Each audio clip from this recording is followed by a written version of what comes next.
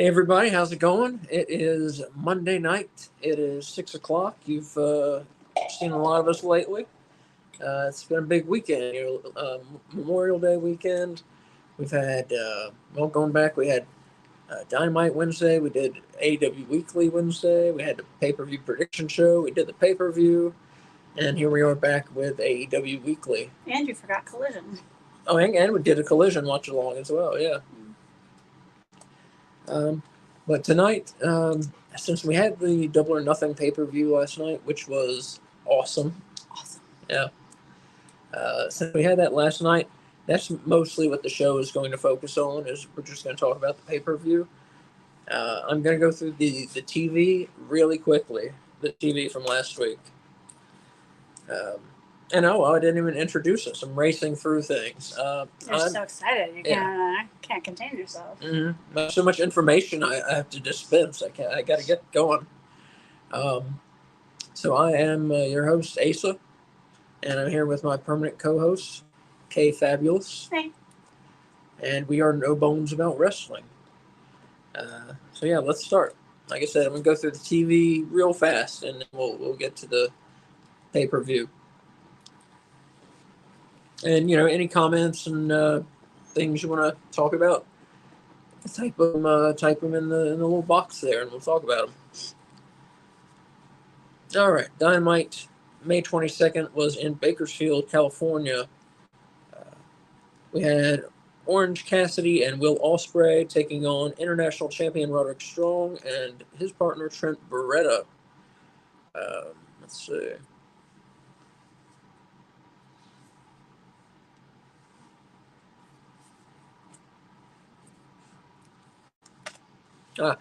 Roderick Strong hit the end of Heartache, and he pinned Orange Cassidy. So the heels won. 4.5 bones out of 5. I give it. I'm skipping a lot. I'm mostly going with the matches. I'm skipping a lot of the backstage stuff. Most of that led up to the pay-per-view, so we can talk about that later.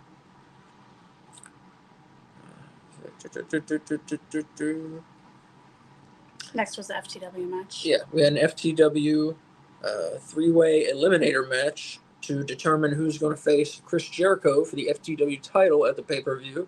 It was Hook versus Brian Keith versus Katsuyori Shibata.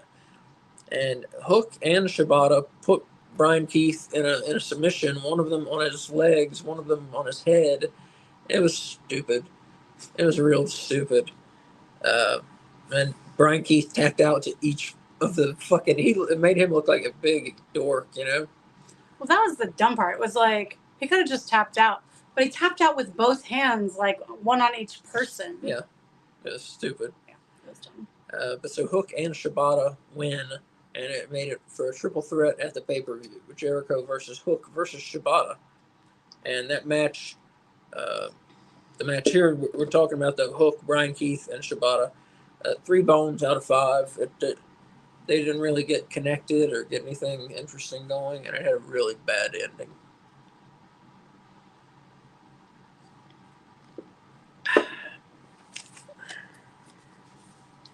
Next up, we have Takeshita versus Matt Sydal.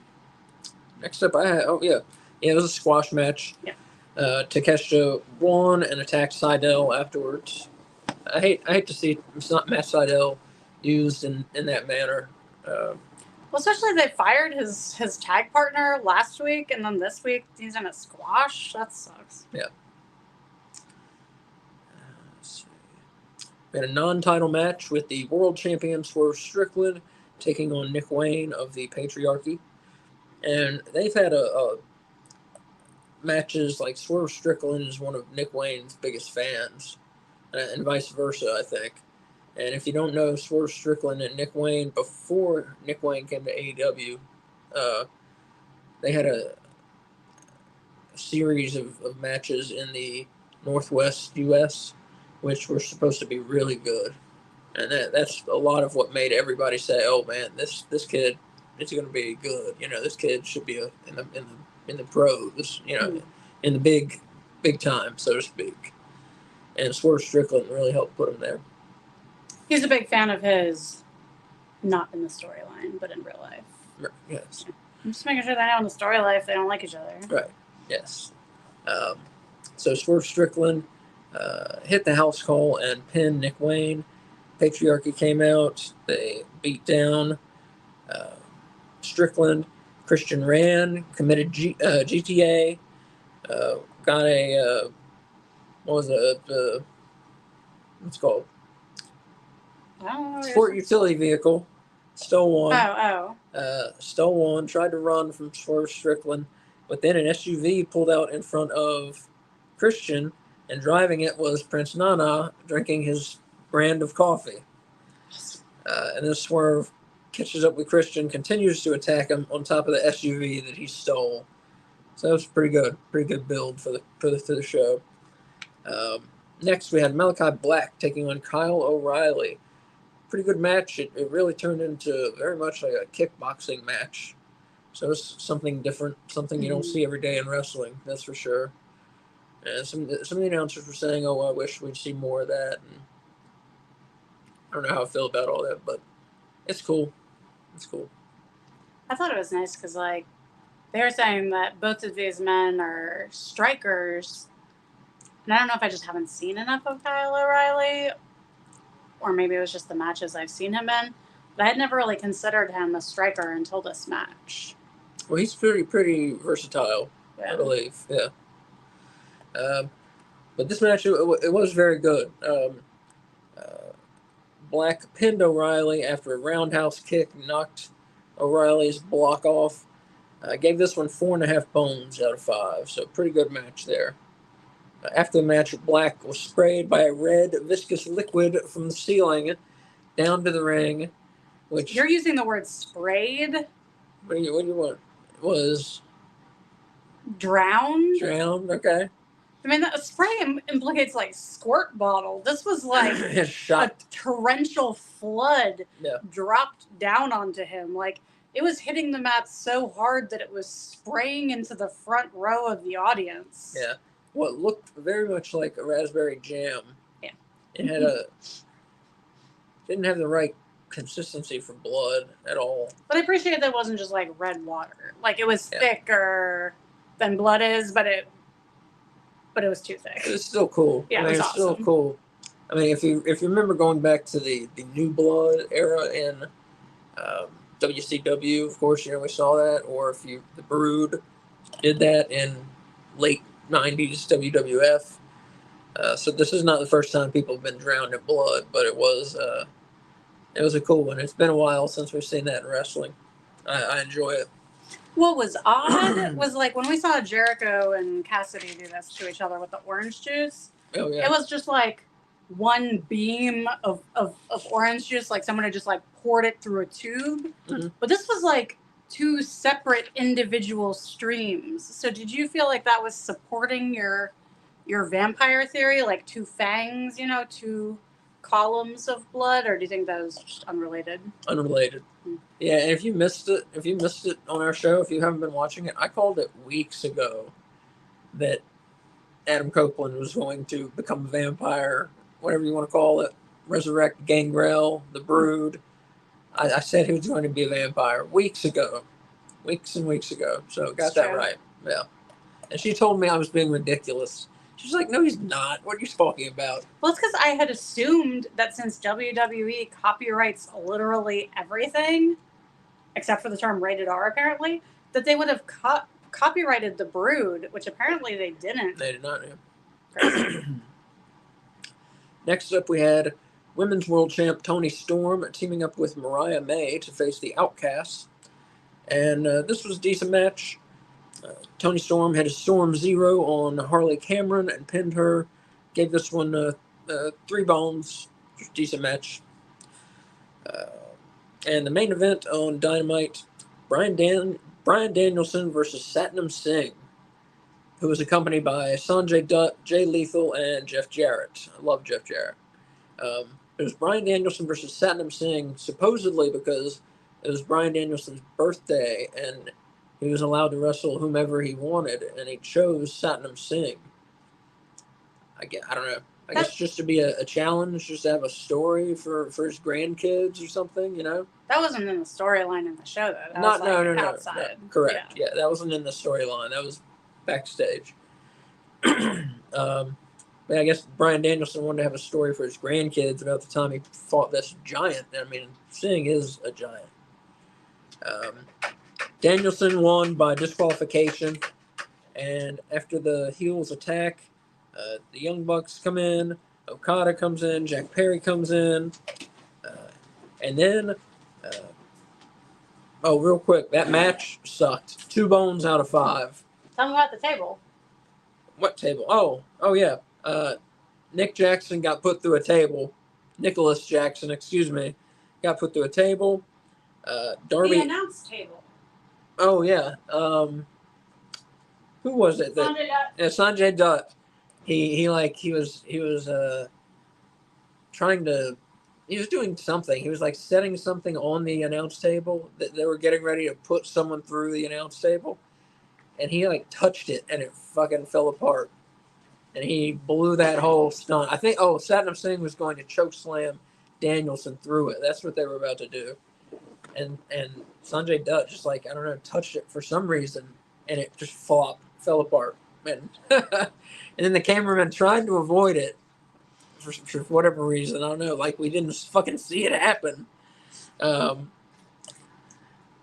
yeah, this match, no good. 2 bones out of 5. What was neat was after, like I said, everybody came down and was fighting. You know, the Elite are here. Danielson's there. Satnam Singh, all of them are there. Darby Allin gets dropped off by Tony Khan outside the arena and comes out with a fucking flamethrower and is shooting fire out of it and waving it around. And man, Darby Allin is one of the last people I would hand a flamethrower, you know? I think so. Yeah, it's a good call. Seems like a pretty reckless kind of guy. And that's not the description you want to give to someone wielding a flamethrower. Well, you know, I think he is reckless when it comes to himself. Yeah. I don't think he would knowingly or willingly put others in danger unnecessarily. Mm-hmm. So, what's your holy shit? Did you see that moment for the show? Oh, I think we're just gonna skip that and get the pay-per-view. Okay, We'll never mind. skip all that. There's like 20 in this episode, though. This is like the most holy shit episode. We'll just say the whole episode. Whole episode's a holy shit episode. Oh, okay. Collision, real quick. Like I said, we're doing these TV rundowns real quick so we can get to the pay-per-view. Collision, May 25th, was in Las Vegas. We had the Lucha Brothers, accompanied by Alex Abrahantes. They took on the Guns, and it ended when Penta pinned Austin after a double team Fear Factor. And this was a pretty good match. They got 4 bones out of 5. Good tag team match between 2 good tag teams. You know, the Guns have come a long way. Up next, we had KM versus Kyle O'Reilly, and this was a jobber match. O'Reilly won via submission to an armbar. Then we had a 4-way tag team match. We had Buddy Matthews and Brody King of the House of Black taking on the Acclaimed versus the Gates of Agony versus the Infantry. And Max Caster came out with a rap and was talking about how the Infantry were stolen valor he used in his rap, which is not true. They were actually in the Marines, right? Wasn't it? I believe Marines. They're both definitely in the military. And so that wasn't true, but it was still kind of funny. And I think he rapped about not knowing Bishop Khan and Toa Leona. You got him. Toa Leona. Not knowing their names, which I didn't know for a while. That's the first time he's ever gotten both of them right on the first try. Yeah, I always messed one of them up.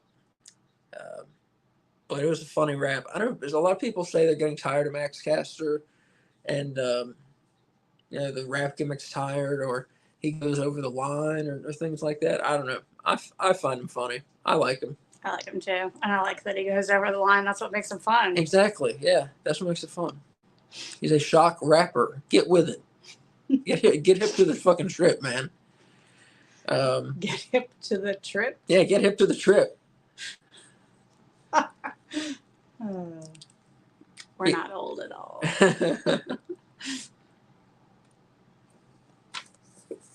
Yeah, we're old. Because we say things like that.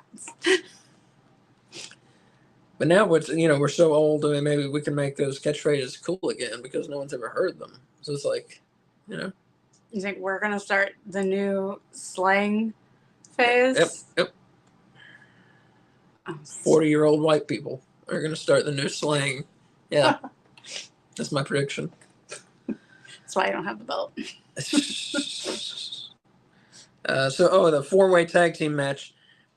House of Black got the win after pinning one of the infantry. This was a pretty good match. 4 bones out of 5 as well on this one. Pretty sure it was Carly Bravo. They got pinned. Yeah, I'm pretty sure. Next up, Mariah May versus Layla Hirsch. It was a squash match. Mariah May won via pinfall. This was the most interesting match I've seen Layla Hirsch in. Yeah, she did okay for herself. Mm-hmm. I've not fully appreciated her matches before. And the main event, FTR and Danielson took on Jeff Jarrett, Jay Lethal, and Satnam Singh. Satnam Singh in both TV main events this week. A lot of people criticize Tony Khan's booking. I usually am on his side. I like the way he books things. Not this shit. Satnam Singh in the TV main event twice?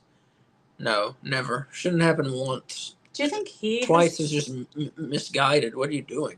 Do you think Tony Khan has seen the AEW roster page? Like, does he know what his choices are? Yeah. Somebody needs to highlight some people. He just looked around the room he was currently in at the time of booking and was like, wait, who haven't I booked yet? Hey, that guy's at catering. He's a wrestler. Let's put him in. Where are you going? This belt is crooked and it's driving me crazy. All right. Yeah, so crappy-ish main events on both shows. Yeah. Which, especially on Dynamite, which that was like... That was nothing. That was a killer episode of Dynamite, and to end on that, like, wah note, like... Yeah, we really didn't talk about how good Dynamite was. It was excellent. It was a very good go-home show for a pay-per-view. It's the best go-home show that I've seen them do. I feel like I can say that pretty confidently. Yeah, I agree. Like, if you weren't going to buy the pay-per-view already, that would have made you want to, for sure. Yeah. And they built on the stories they needed to, added things here and there, highlighted some of the lesser-known performers who were going to be on the show. I mean, it was exactly what it needed to be. Yeah. It's done very well. And Collision was not bad for a Collision. Wait, I'm not done with Collision. Before you review it. What else is it? Well, I have to tell the match result. Oh. FTR and Bryan Danielson won and gave this match 4 bones out of 5. And so I think the AEW match of the week ended up being Malachi Black and his win over Kyle O'Reilly. So, way to go, guys. Well, on the TV match of the week, there will be a different one on the pay-per-view because the pay-per-view is obviously better than the TV. Okay, go ahead. What were you saying about Collision? I'm looking to see if I agree with you. Over Cassidy and Ospreay and Trent and Strong?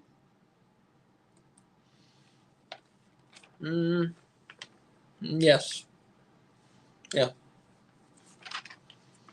Did you talk about the Tanahashi? What?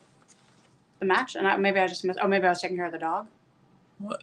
But the match happened. Anything about? That was the first match on Collision. Who? Tanahashi, Garcia, and Claudio versus the Righteous and Lance Archer. Thank you. I don't think I wrote it down. I was so. I didn't think you had mentioned surprised it. Came. Yeah, there was an opening match on Collision. Yeah, tell them what happened. So it was Lance Archer and the Righteous versus Tanahashi, Garcia, and Claudio. And Tanahashi came in as a mystery opponent. Yeah. And so I think this is the first sort of big hype for Forbidden Door, which is our next pay-per-view. And Tanahashi, Garcia, and Claudio got the win. I did not write down how they got the win, but I wrote down about Tanahashi's outfit, which I know is what everyone cares about. New Japan is super into feathers on robes. Like, we got a lot of feathery robes coming out of that country, you know? This is definitely one of them. Yeah. I'm going to go get our dog for barking while you transition. So, yeah, we're going to talk about the pay-per-view now and kind of get to the meat of this week's show. Like I said, wanted to run through the TV so we could get to the pay-per-view. So Double or Nothing 2024 is May 26th in Las Vegas. It was excellent. It was an excellent show, and we'll talk about that as we go. The buy-in show, on YouTube before the pay-per-view, we had two matches. Diana Purrazzo pinned Thunder Rosa while holding onto the ropes, so cheated. And so Purrazzo definitely looks as she's turning heel or has turned heel. Good match. Good women's match. 4 bones out of 5. Mm-hmm. Solid match. After that, Owen Hart's widow came out. And Dr. Martha Hart, give her a name. Owen Hart's wife. Dr. Martha Hart. Dr. Martha Hart came out. Women shouldn't be identified by their husbands alone. And she and Tony Khan announced that this year the winners of the Owen Hart Memorial Tournament, whatever it's called, Owen Hart. What? The Owen Hart Tournament Cup is what they normally call it.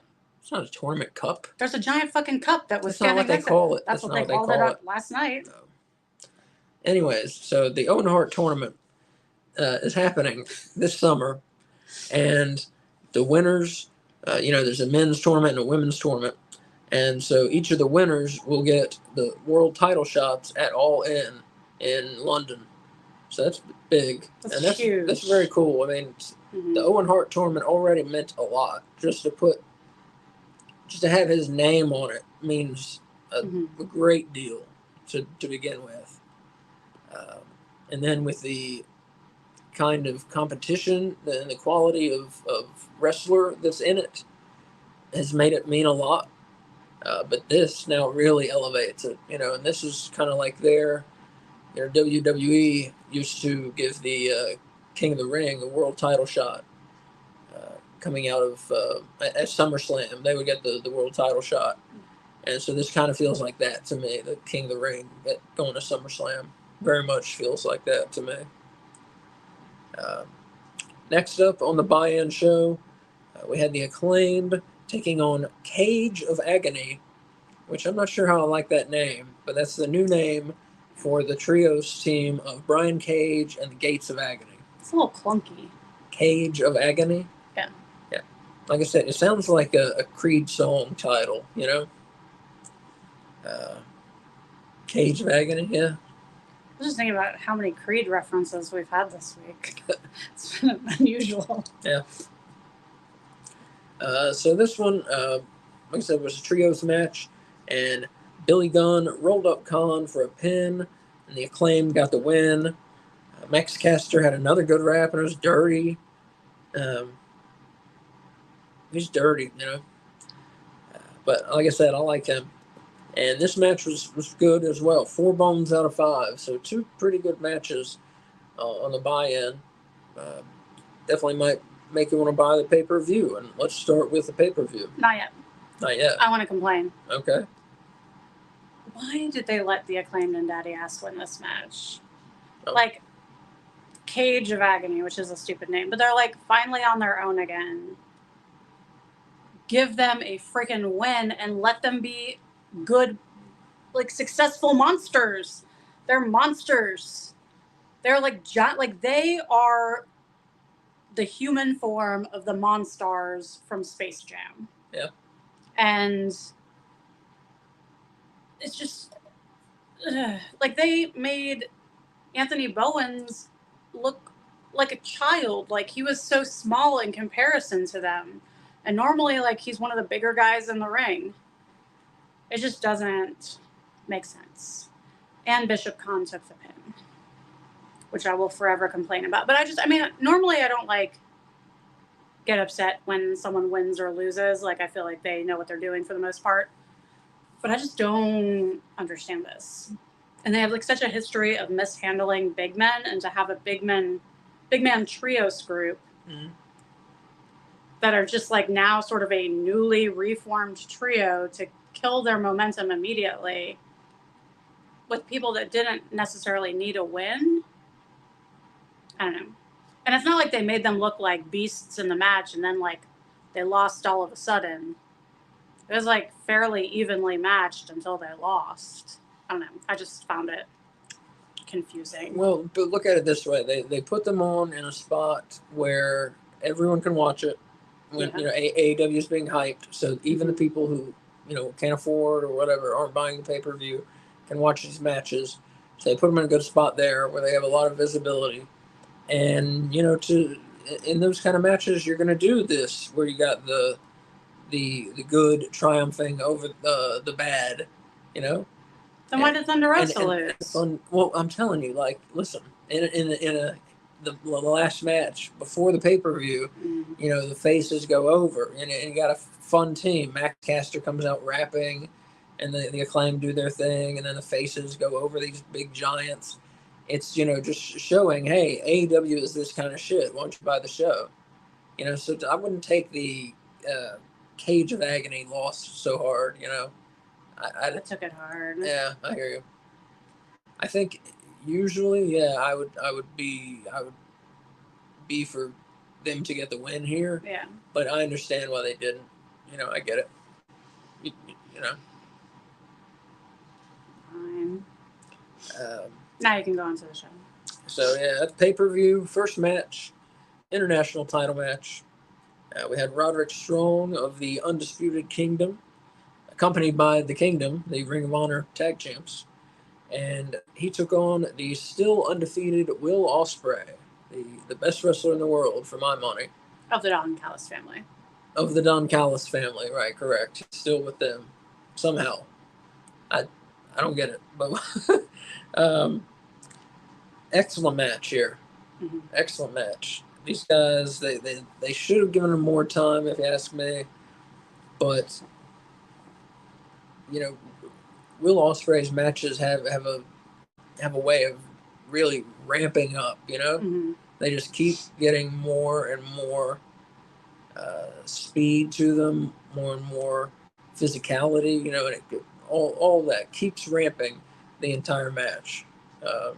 Most of his matches, and that's a really fun way to play things. So this one, Will Ospreay ended up getting the win and won the international title. So congratulations to Will Ospreay, the first of what I think going to be many titles in AEW. Are you talking about the match at all? Oh, go ahead. Say. Okay, so I feel like this is going to come up storyline-wise in the coming weeks. So Will Ospreay is a member of the Don Callis family. At one point, Strong was on the mat looking injured. Will was looking distressed, thinking that he had injured another wrestler unintentionally. The ref was checking on him. Don Callis comes to the corner where Will is and is like, let's finish this, do the Tiger Driver 91, put him away. And Will starts nodding in consent with this idea. Goes over, pushes the ref away, which we'll see if he gets fined for that, because last time someone did that, they got fined, so it'll be interesting. But then he gets Roderick Strong up and upside down, ready to deliver the Tiger Driver, and he starts to do the motion, and then he freezes, and Roddy gets out of it. But Will Ospreay is still able to successfully beat him without using that move. Which I will bring up again later on in the pay-per-view, because someone online pointed out something that I didn't notice that I think is worth noting, which we'll get to in a later match. But I feel like that's important, that he didn't listen to Don Callis' advice, which is going to make Don Callis angry. And Will Ospreay won without listening to his advice, which might put in the mind of Will, do I really need this guy around? Right, yeah. So I just think that's an important story. to note. No, definitely. And I think that's the way they'll go with the Callis family. Mm-hmm. It's just several of these guys just questioning how valuable Don Callis's advice really is. Mm-hmm. And Will Ospreay has to be the first one to break off from the family. I don't understand why he's still there. It doesn't do anything. And it's just weird. Like, why would this guy who, is a face, he loves the people, he loves wrestling, he's for truth, justice, and the right way of doing things, and he's with Don fucking Callis, like the slimiest guy in the company. Makes no sense. Makes absolutely zero sense. Well, his brother in arms is with him. Yeah. I mean, his Kyle Fletcher. Yeah. His former United Empire comrade. Yeah. Still makes zero sense. Are you doing news in this episode, or can I say something else about Will Ospreay? No, go ahead. So after the show, or maybe during the show, no, we're just talking about the pay-per-view. Okay. He said online or in some interview or something that he plans on making this international belt an international belt. So he's planning on defending it in New Japan and CMLL, in some companies that I had not heard of before. But he's planning on taking it to other countries and defending it there, which is awesome. Hopefully that's not the only place he's defending it, because I want to still see Will Ospreay. But I think that's super cool. That's what we've been saying from the inception of this international title, regarding what it should be. So it's really exciting to have a wrestler that wants to make it that. Mm-hmm. And I think, John Moxley, was going to make it that, where he traveled to different countries representing AEW, but something happened and AEW needed him again at the top of the. He got injured in that match and dropped the belt. No, that's what it was. Yeah. Yeah. That's what it was. Where he couldn't kick out. Mm-hmm. So Moxley, I think, was going to do that, where he takes it to different countries, and as Kay said, makes it a truly international title. But now it looks like Roderick Strong is going to do that, and that's really cool. What did I say? Will Ospreay. Will Ospreay. It looks like Will Ospreay is going to do that, and that's really cool. Yeah. Be very interesting. I will be trying to keep up with those matches and see them where I can. Definitely. Hopefully they at least show highlights, if not the whole match, on AEW. Yeah. Or put it on the internet or something. Yeah. Or maybe some of those international people will be coming to AEW to defend or to try for the belt there. Not just him traveling, but also them coming to us. Yeah. Very cool. Yeah, I look forward to seeing. I think he's going to do great things to. This title already got established under Orange Cassidy and his awesome reigns, two reigns that he had, just fantastic.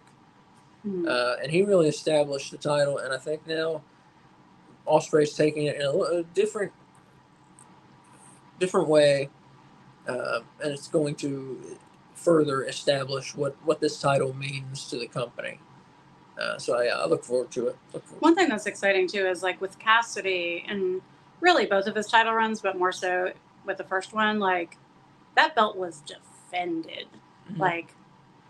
Holy crap, did that kid have a lot of matches. And Roderick Strong had a few defenses, but it sounds like Ospreay is planning on being a fighting champion, which is not what we saw with the TNT belt when Christian had it. And so it's nice to have a belt that's being regularly defended. And before we move on to the next match, we didn't mention, so this is the No Bones About Wrestling AEW Prediction Championship belts. At the beginning of the pay-per-view, I was current champion, so I'm going to hold on to it until we award it to whoever won. This time, Asa and I both picked Will Ospreay to win this match, so we are both 1 for 1. All right, so up next, we have a wrestler who hasn't been around for a little bit. Adam Cole comes out. So the Adam Cole music. Yeah. Instead of the Undisputed Kingdom music. And he just says some things. He's really kind of there just to be there. and he's got the devil mask, and he's kind of mentioning that, and both wrestlers kind of end up just blowing off that angle, that took months to get to. Both wrestlers. Yeah, I'll get to it in a second. Okay. But anyways, Adam Cole comes out and he's doing his thing and he's talking, and people love it, and yeah, it's great to see him back, definitely. But then MJF comes out and people go insane, and he comes out. He's dressed like Triple H when Triple H came back from injury in like 01 or 02, came back from some injury. He's in a denim and leather jacket, like half and half. It's too big for him, and he's got hair plugs, it looks like, and he's got them all like pulled up, straight up, so he looks kind of like Wolverine almost. And he is bronzed. I mean, the fake tanner is out of control. It's like Ross on Friends level fake tanner. It's not a reference people know anymore. I don't care. Yeah. I don't care if people don't know the reference. It. Google it. Ross on Friends tanning accident. Yeah. Then you'll get my joke. But he was very tanned, is my point. Almost to the point of being, funny. Yeah. I'd say his skin color was that of like Scorpio Sky's. Like Really? In palette color. Yeah. Anyway, so he comes out, people go crazy, and no scarf. No scarf, right? No scarf. So MJF and Cole, they eventually hug, which I was shocked at, and then MJF kicks Cole in the nuts, and that's pretty much the end of their relationship. I mean, it was already over, but Max, I think, really, just put the period mark on it here. And but like I said, they kind of blew off the devil angle that took months to build. I feel like he addressed it. Yeah, because he talked about Cole turning on him and what that did to him and his view of like other people and friends, and how he's not going to trust anyone who hides behind a mask, and he's not going to hide behind a mask anymore. But MJF also talked about how silly the end of 2023 was for him. So like I said, it's kind of like he was kind of dissing on the devil story, I thought. No, I think he meant like it was silly because he should have known better. Yeah. Like he's known his whole life not to trust people and not to rely on friends. And Adam Cole convinced him to go against his better judgment. And that was silly. Yeah. Is how I took it. Mm-hmm. I didn't take it like the storyline was silly. Just like he felt foolish for being fooled and like putting himself in a position where someone could fool him because he's not trusted people before. That's how I took it anyway. But anyways, he cuts a promo, and it's really great. He is fired up, man. Yeah. I mean, the roids, he's like roided out, it looks like, too, to me. I didn't see that. That's just my opinion. He always looks like that. That's just my opinion. You say that about everybody. I say that about a lot of people, yeah. Yeah. So he just goes off on this and that and everything, and he's the man in AEW, basically, is the point. And he says that he resigned, he's not going anywhere, and he said, basically said the Wolf of Wall Street quote, I ain't going nowhere, that DiCaprio does. And so he calls himself like the Wolf of Wrestling now, so you can buy that t-shirt already. Are you going to mention the tattoo? Yes, I am. And he also reveals this tattoo that he's gotten just above his ankle, and it's two banners, and in between the two banners is a poker chip, and written on the poker chip it says, "Bet on yourself." Right? Well, it says it on the banners, and then the poker chip in the center says AEW. Okay, there you go. Yeah. And so, all right, that's cool. But here's the thing. It's terrible. It's terrible. It's terrible. Like the Like poker chip is not round. It's like bent at the top. Yeah. Like someone has like heated it with a heat gun and like attempted to fold it. It's weird. And it's not above his ankle. It's above his heel. It's like on his calf. Yeah. Weird spot to get a Weird tattoo. Placement. Yeah.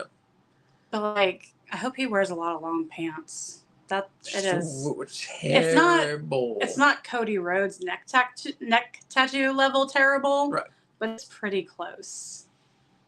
Like, this is more discreet. No, it's not close. It's not even close. The execution of Cody's terrible tattoo is good tattoo execution. This is terrible tattoo execution. Cody's tattoo, like, the color looks good. The lines are straight. It was a stupid tattoo and a real stupid place to get it. But MJF's look like someone, like, is still learning how to do tattoos did it. Like, that's the kind of tattoo that someone offers to do for free because they're practicing. Yeah, it was bad. I don't get how these guys who are making real money get these shit tattoos. And you see it on NBA players, too, where they're making thousands and thousands of dollars, and then they get these shitty-looking tattoos. And I don't get it, man. I think a lot of them got their tattoos while they were in college still. Because you have a lot of college players coming up to the NBA with a lot of tattoos already. No. Because I watch college basketball, and they're getting them when they're pros. Most of the tattoos, they're getting them when they're pros, not when they're in college. Then I agree with you. Remember that one guy that had this grandma on it, and it looked like George Washington? That was bad. Yeah.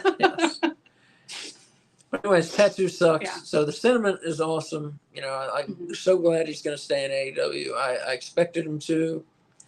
A lot of people think at some point he'll go to WWE just to try it. I don't think so. I don't know. I mean, he is like. I don't spend a lot of time thinking about that far down the road. I mean, I know he's not the current AEW champion, but he is like the face of the company at this point. Like. One of them. I think he's one of the main ones. Like, I think that is how they plan on using him. Like, even if he's not the champ, he is like one of the icons of this company. Yeah. So for sure. I don't see him wanting to leave that to go get in line at WWE, where they're not going to let him do what he wants. Yeah. But I don't know him personally, so maybe I'm wrong. But that's just the feeling I get from the type of person he seems to be. Now, of course, there is always, everybody grew up. I say everybody, a lot of people, and most of the wrestlers grew up watching WWE. I was about to say WWF. That's what I grew up watching, was WWF. But a lot of these guys grew up watching WWE, so that still is kind of in their mind as the big time, Yeah. And it is, let's be real. It is bigger than. It's not better than AEW, but it is bigger than AEW for sure. Seen by more people, more popular, all that. I mean, they have a 50-year head start on it, and so that some people see that as the next step after AEW. I would like to see AEW built up to be a real competitor with WWE. And I think in years they can do it because they've only been around 5 years. And congratulations to them. It's their birthday. 5 years they've been around.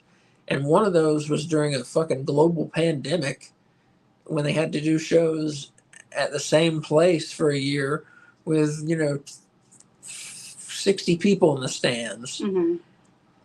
So I think taking all that into consideration, I think they've built pretty well. And I think they're about to get a giant media contract for the TV rights. I don't want them to compete with WWE. Is that bad?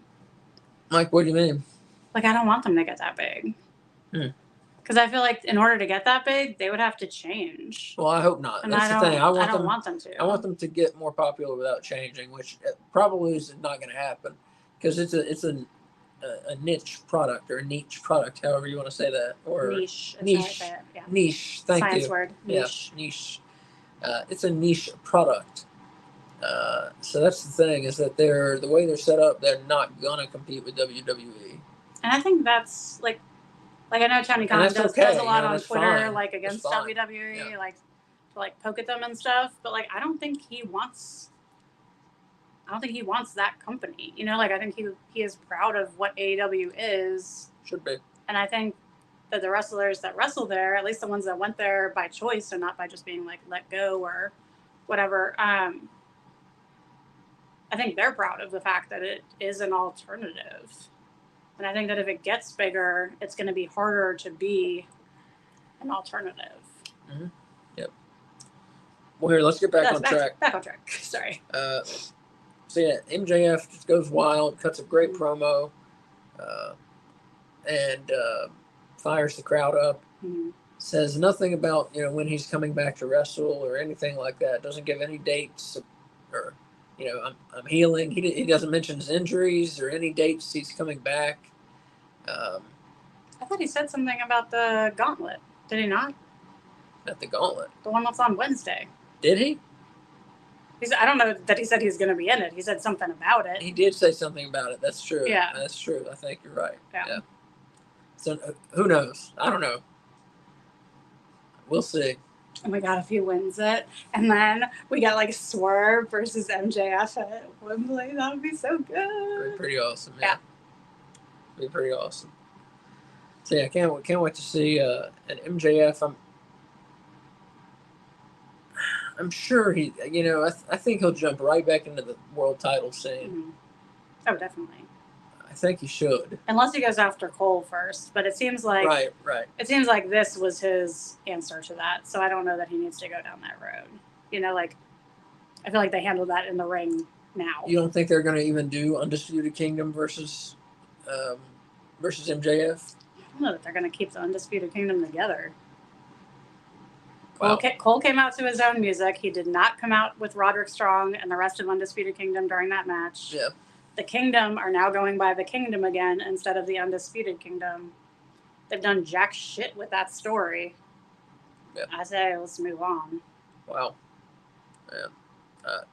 They can still do something with the Undisputed Kingdom versus MJF, but the way it stands now, they really blew that. But Adam Cole's injury and MJF's injury, like, holy fuck, couldn't have happened at worse times. Yeah, that's true. Oh, it couldn't have happened at worse times.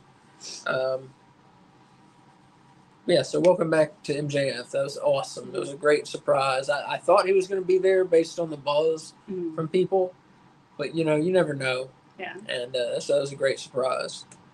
Yeah, interestingly, everyone that we heard was rumored to be there came out. Like was it? Well, except Jamie Hayter and. I didn't hear that she was rumored to be there.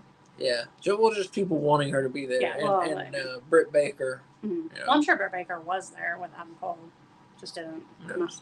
I don't know what's up with her. She posted yesterday during the pay-per-view like a gif of her doing the DMD thing. Oh yeah. And that was it. Okay. So. It'd be nice for her to come back. Yeah. Getting this women's division that's getting fired up right now. Yeah. So what do you follow?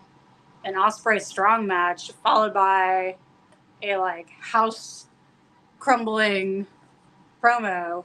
What do you follow that with, Asa? Yeah, they kept things going strong with the AEW Unified World Trios title match with the Bang Bang Gang taking on Death Triangle.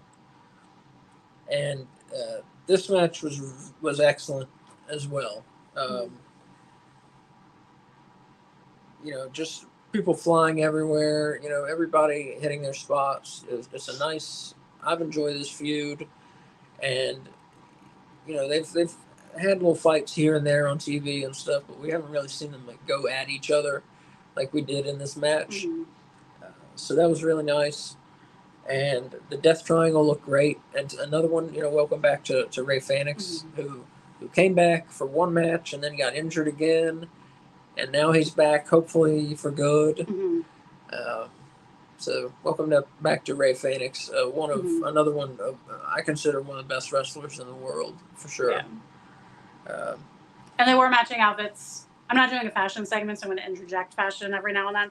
I have not seen Death Triangle wear coordinated outfits until this match. I feel like I would have noticed, unless they were just wearing all black, which doesn't count in my opinion. But this was black and yellow, and they looked great.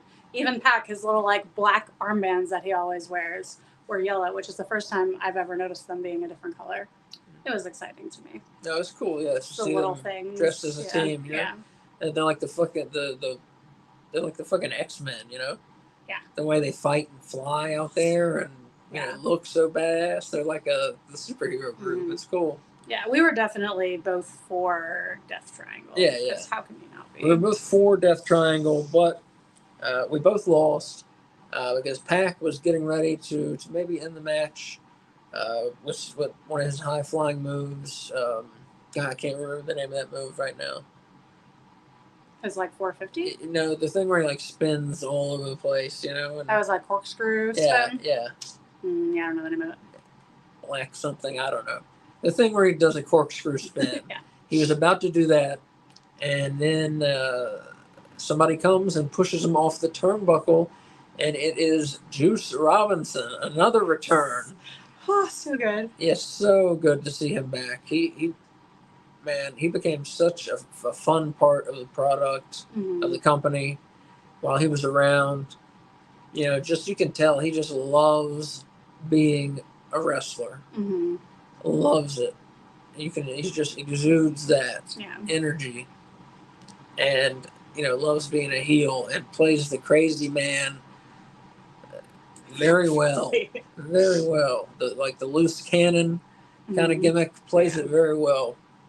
And so welcome back to him. So they cheat, and Bang Bang Gang keep the World Trios, the Unified World Trios titles. This was an excellent match. 4.5 bones out of 5. Very good match. And even though Asa said that he and I both lost in this match, he means the people who we were rooting for lost. However, the people that we predicted would win did in fact win. So we are both 2 for 2 at this point in our predictions. Yep. And after the match, you know, the Bullet Club Gold, they're carrying around, you know, the Unified World Trios titles. They're carrying around the Acclaimed custom pink belts. And they're carrying around Ring of Honor. 6-man. Is it? Oh yeah, the Ring of Honor 6-man tag team title belts. There are no unified belts. I think he means the original AEW Trios belts. Which I think that's the unified belts. Anyways, they're carrying around 9 belts, you know, every time they come out, which is ridiculous. Like, if you do it for a week or two, it's really funny, which it has been. But then you cut that shit.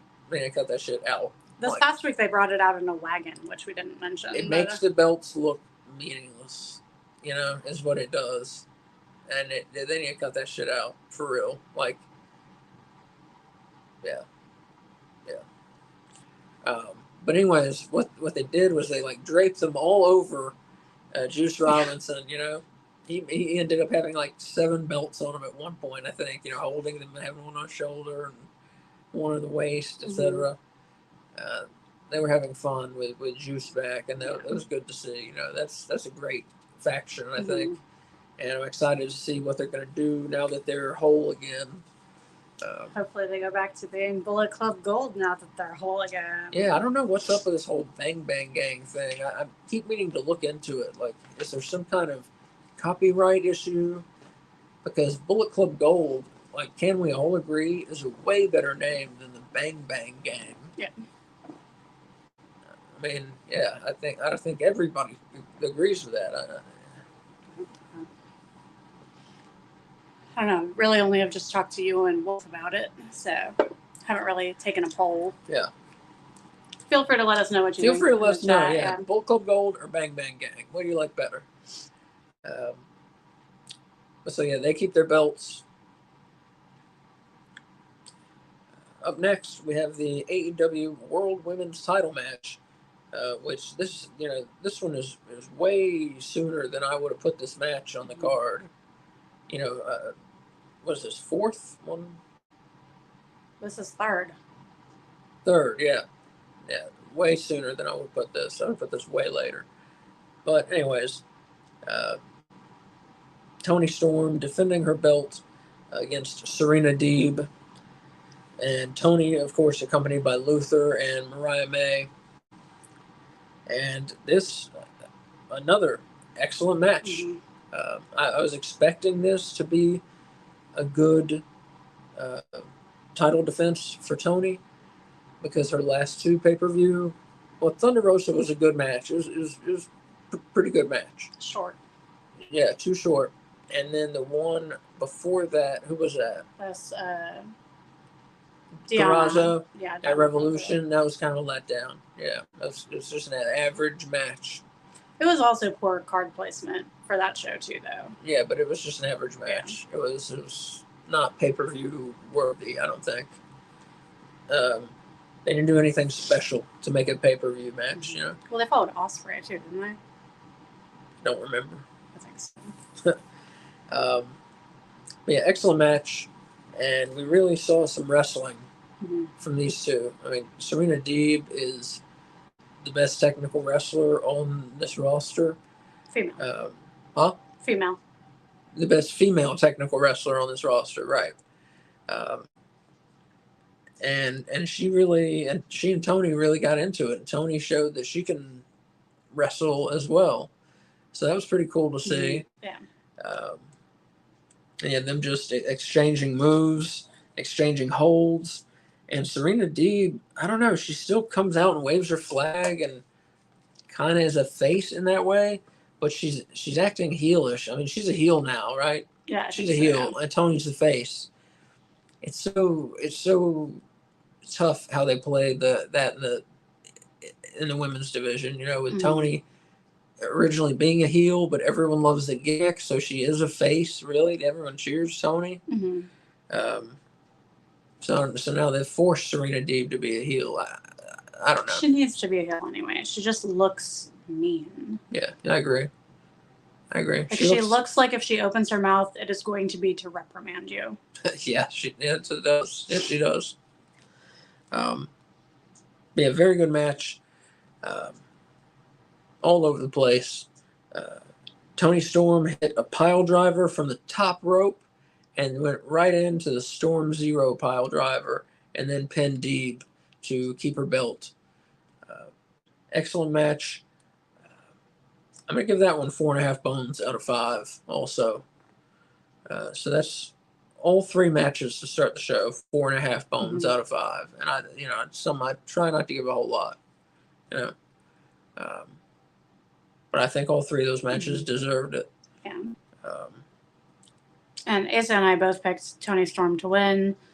So at this point, we're both 3 for 3. Can I talk about the match real quick? Yeah. Okay. So again, like with the Ospreay thing, something that happened during the match that I think is going to definitely come up story-wise in the near future. During the match, if you watched Mariah May's match. Mariah May. What did I say? Mariah. Oh, sorry. Mariah May. If you watched her match, I think it was this week or maybe it was the week before on TV, Toni Storm threw in the towel when she was wrestling Serena Deeb. I think it was the week before this one, because she had her in an ankle lock and was slamming her knee down repeatedly. And so Toni, out of fear of Mariah getting hurt, threw in the towel, ending the match, costing Mariah the match. Well, Mariah tried to do the same thing during this match for Toni when Deeb was doing the exact same thing to Toni Storm. She grabs the towel from Luther and goes to throw it in, but Luther grabs it and yanks it from her. And then Toni escapes the ankle lock and rolls out to the outside of the ring, sees it in Luther's hand and thinks that he's about to throw in the towel. And she gets very angry and snatches it from him and then chucks it into the crowd so no one can throw it in and end her match not on her terms. And so I feel like that's coming up as something, so I thought it was worth mentioning. Yeah. Yeah, definitely some intrigue there. I like it. You know, things are eventually going to come apart between Mariah May and Toni Storm. You know, the question is just when does it happen? How soon does it happen? Is that something, you know, they're waiting for All In August or I guess the Storm in May in August? Are they going to drag it that long? Who knows? feel like maybe. She would have to win the Owen Hart Cup. Oh, right, correct. Yeah. She would have to win the Owen Hart Cup. Yeah, I forgot about that now. Which she may. I mean, she's very good. Yeah, she has to be one of the favorites to win it, if not the favorite to win it. But yeah, this match, Serena Deeb really showed that she's great. She had been undefeated since she returned. And this is her first loss since she returned, but she really showed that she deserves a spot in the elite part of this women's division, right at the top, with Toni Storm and Mercedes and Willow. Those are probably the people, and Mariah May. Those are probably the people I would put at the top. Thunder Rosa as well, yeah. And then cut it from there. And that's kind of the elite part of the women's roster right now. I can't wait to see. This women's roster is really, like I said, that we had a good Purrazzo versus Rosa match. And we had a very good women's world title match here. And the women's roster is on the brink of getting very exciting, I think. Yeah. And I think I mentioned this on our watch along, but I think this is the first AEW pay-per-view where there were 3 women's single matches, counting like the 0 hour match, which is awesome. Keep it coming. All right. Next, we had Orange Cassidy versus Trent Beretta. Of course, the story of, the broken friendship, Trent Beretta turning heel and breaking the best friends all apart. Very sad. And Orange Cassidy comes out for the match. He comes out to the Pixies, Where Is My Mind, which I like that better for him. Yeah. His other entrance music is awesome, though. I don't know which one I like better, honestly. Well, this is like angry Orange Cassidy. Yeah. So I like it for angry Orange Cassidy. And he came out in darker denim. Yeah. Which I think when he had this Pixie song as his entrance before, he was still in that like light sort of bleached-ish denim, like acid wash denim. So it was nice to see a darker jean to signify an angrier man. Yeah. Yeah. Good match. Not a ton of heat in the match. I mean, people, there's such a great beginning to this show that I think people kind of were a little just kind of collecting themselves. The crowd, was kind of collecting themselves during this match because it wasn't as hot as it should have been or could have been. But the crowd was still fine. They weren't sitting there dead. I don't mean to give that impression, but just say their excitement came down a bit because I think they were just tired after every fucking thing that happened already. Everyone in the world coming back and 3 great matches. They'll tire you out. This was the point in the show where I was like, oh no, this crowd. No, yeah. We're 4 matches into the main card. Like, we got 6 more after this. They better take their vitamins or something, Yeah. Yeah, hopefully they did, because this was a long fucking show. And some people say too long. I saw a lot of people saying too long. They're wrong. The show was awesome. It was awesome, yeah. When it was over, I was like, oh, I was sad that it was over. I mean, I didn't have to work today, so that was helpful. Had I had to work, I probably would have been upset with the length of the show. But I didn't, so I wasn't.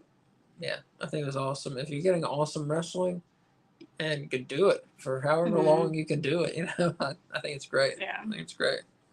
I wouldn't want a show much longer than this show, though, honestly. Yeah. It was a long show. I don't know. I don't have the figure for how long it really was, but it was long. Well, the pre-show started at 6:30 and it ended after 12:30. Right. That's a long time. Yeah. Over 6-hour show. Yeah. If you count the buy-in, which they were doing matches and stuff, so I count it. That's a long time. It's a long time to be watching wrestling. But it was worth it. So Cassidy and Beretta had a good match here. It went well. Things, they hooked up well. Just it didn't stand out compared to some of the other matches on the night. But that's fine. They did a very good match. Don Callis was out again for this match. Right. And eventually, Orange Cassidy pinned Trent Beretta with a roll up. And like I said, this match good. It was good. I gave it 4 bones out of 5. Good match. Orange Cassidy gets the win, and Trent Beretta storms off. And one of the interviewers tries to get a word with him, and he says something, to the effect of, that's it, I'm done. Pretty much, saying, seeming like he was announcing his retirement or at least leaving AEW. That was the impression that gave, I think. And he's one of the originals. Yeah, he's an AEW original. Yeah. But yeah, we'll see where this goes. Excuse me, with Trent Beretta. Yeah. Prediction wise, Asa chose Trent Beretta to win this. This is one of the 2 matches that we differed on in predictions. So he was wrong. Yep. And I predicted Orange Cassidy. So I am currently 4 for 4. 4 for 4, and I was 3 for 4 after this match. Yeah. Up next, we had the FTW title match, the For the World title match. The champion Chris Jericho taking on Hook and Katsuyori Shibata in a hardcore triple threat match, and this one, it was pretty good. It felt, once again, it didn't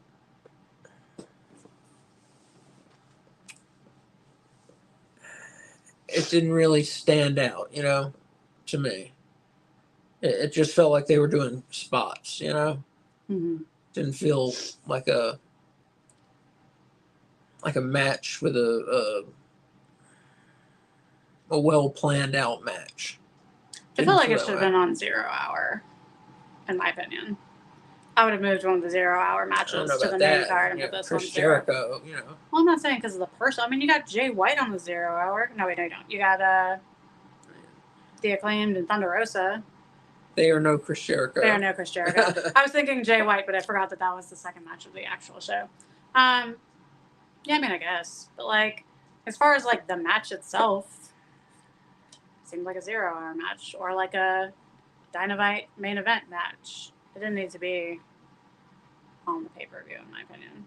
Yeah, it just... yeah, they were, Jericho had a bag of dice. And that sucks. Put him on the ring, and Hook and immediately suplex Jericho onto the dice. That seemed painful. They weren't D4s though, so that was good. That would hurt way more. Yeah, true. They were D6s. Yeah. For all you nerds out there. Yeah. If you're not a nerd, that just means a 6-sided die. Yeah. D4s are triangles, so they're pointy. Yeah. So yeah, good, decent hardcore match, but didn't feel like it belonged on the show, right? Jericho won after a masked man ran in and helped him out. Big Bill came in and helped him out. This was, of course, no disqualification. Mm-hmm. And Big Bill came in and helped him out a bit. And, but not enough. Not enough, right? Yeah. It's odd. That's his, one charge he has under the learning tree right now. And they're not called a charge. What are they called? A sapling. And so this masked man comes out and does the job. And I forget who Jericho picked. Who he pinned. I didn't write it down. I believe it was bet it was Shibata, though. Yeah, I'm sure it was Shibata. It was inside a trash can, so unless you can identify his boots, then who knows? He was inside a trash can? He was inside a trash can, which my question was going to be, does that count? Yeah, how are you supposed to tell if the shoulders are down if they're in a trash can? But yeah, so Chris Jericho wins, keeps the FTW title. Did you say who the Masked Man was? And I'm about to. Oh, okay. And it's revealed that the Masked Man is none other than Brian Keith, the bounty hunter. The bounty hunter, yeah. So he wants to sit under the learning tree. I like it. With Big Bill. So we got faction building here. He's probably tired of running around out there chasing people down. He wants to just take a sit down in the shade of a mighty tree. Yeah. So we'll see where this is going. I like it. I'm enjoying it. Yeah, I'm enjoying it right now. The learning tree thing. I want to see more, more Jericho teaching and what exactly they're getting from him. I want to see more of that. It is the stupidest name. Or some of it. But now that Jericho is playing it, like he knows it's a stupid name. Like he's not, like he's acting like it's the best name in the world. No. But like, it's clear that the actual Jericho realizes this is a stupid name, and that's like why he chose it. I appreciate it way more than I thought he was just like seriously picking this name. Yeah. This match, like I said, wasn't great, wasn't bad. Just 3 bones out of 5. Very average, hardcore style kind of match. Well, it's like, how do you put a 3-way FTW match in a match that has anarchy in the arena and expect it to do like anything? Yeah. Well, it went on first. And there's a friggin' barbed wire cage match. Oof, yeah. Like hardcore comparison, you're gonna be at the bottom pretty much no matter what you do in that instance. Yeah. Good point. Yeah, and you do too much of that hardcore stuff, and I feel like it gets lost. The impact of it gets lost. Yeah, and it becomes meaningless. Mm-hmm. And then you have guys doing these dangerous spots, which all gets related, and they're meaningless. Yeah. Well, I don't feel like these were meaningless, but no. But I'm just saying, when you put so much hardcore stuff on a show, you run that risk of like having to amp it up. Yeah. Of it becoming meaningless after a while. Yeah. So with this match, Asa and I both picked Jericho to win. So I am 5 for 5. He is 4 for 5. They're doing pretty well. Yeah. Doing pretty well. Because last month, what did we do? We were like, were there 8 matches? Is that right? I don't remember. Did we tie? We tied. I thought we went like 7 for 8 or something like that. We only missed 1. Yeah, we did not do as well this time. No. Although at this point, I was in my mind, I was like, am I going to have a perfecto? No. But I jinxed it in my own head. Yeah, you did not. So up next, we have the IWGP Eliminator match. So it's IWGP champion Jon Moxley taking on Konosuke Takeshita, one of the most skilled wrestlers in the company. That's New Japan, in case you don't know IWGP. Yeah. Very skilled, in need of a push, Takeshita.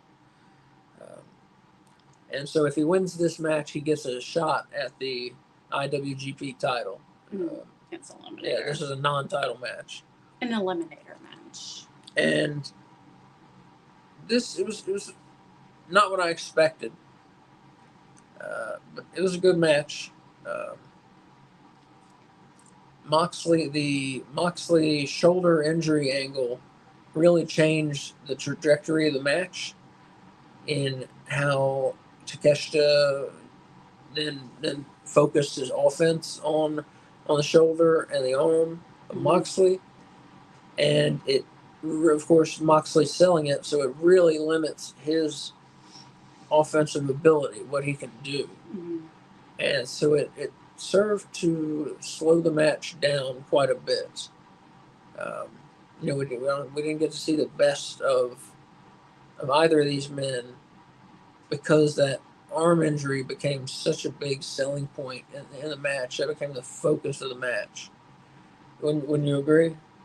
I would, and that makes the ending enrage me even more. But you may continue. Yeah. But it was a good match. I know a lot of people, were complaining, why is this on the card? Just give Takeshita a title shot. And, people are definitely wanting Tony Khan to do more with Takeshita. I'm one of them. I think he's fantastic. Yeah, I'm one of them also. Yeah, really underutilized at this moment.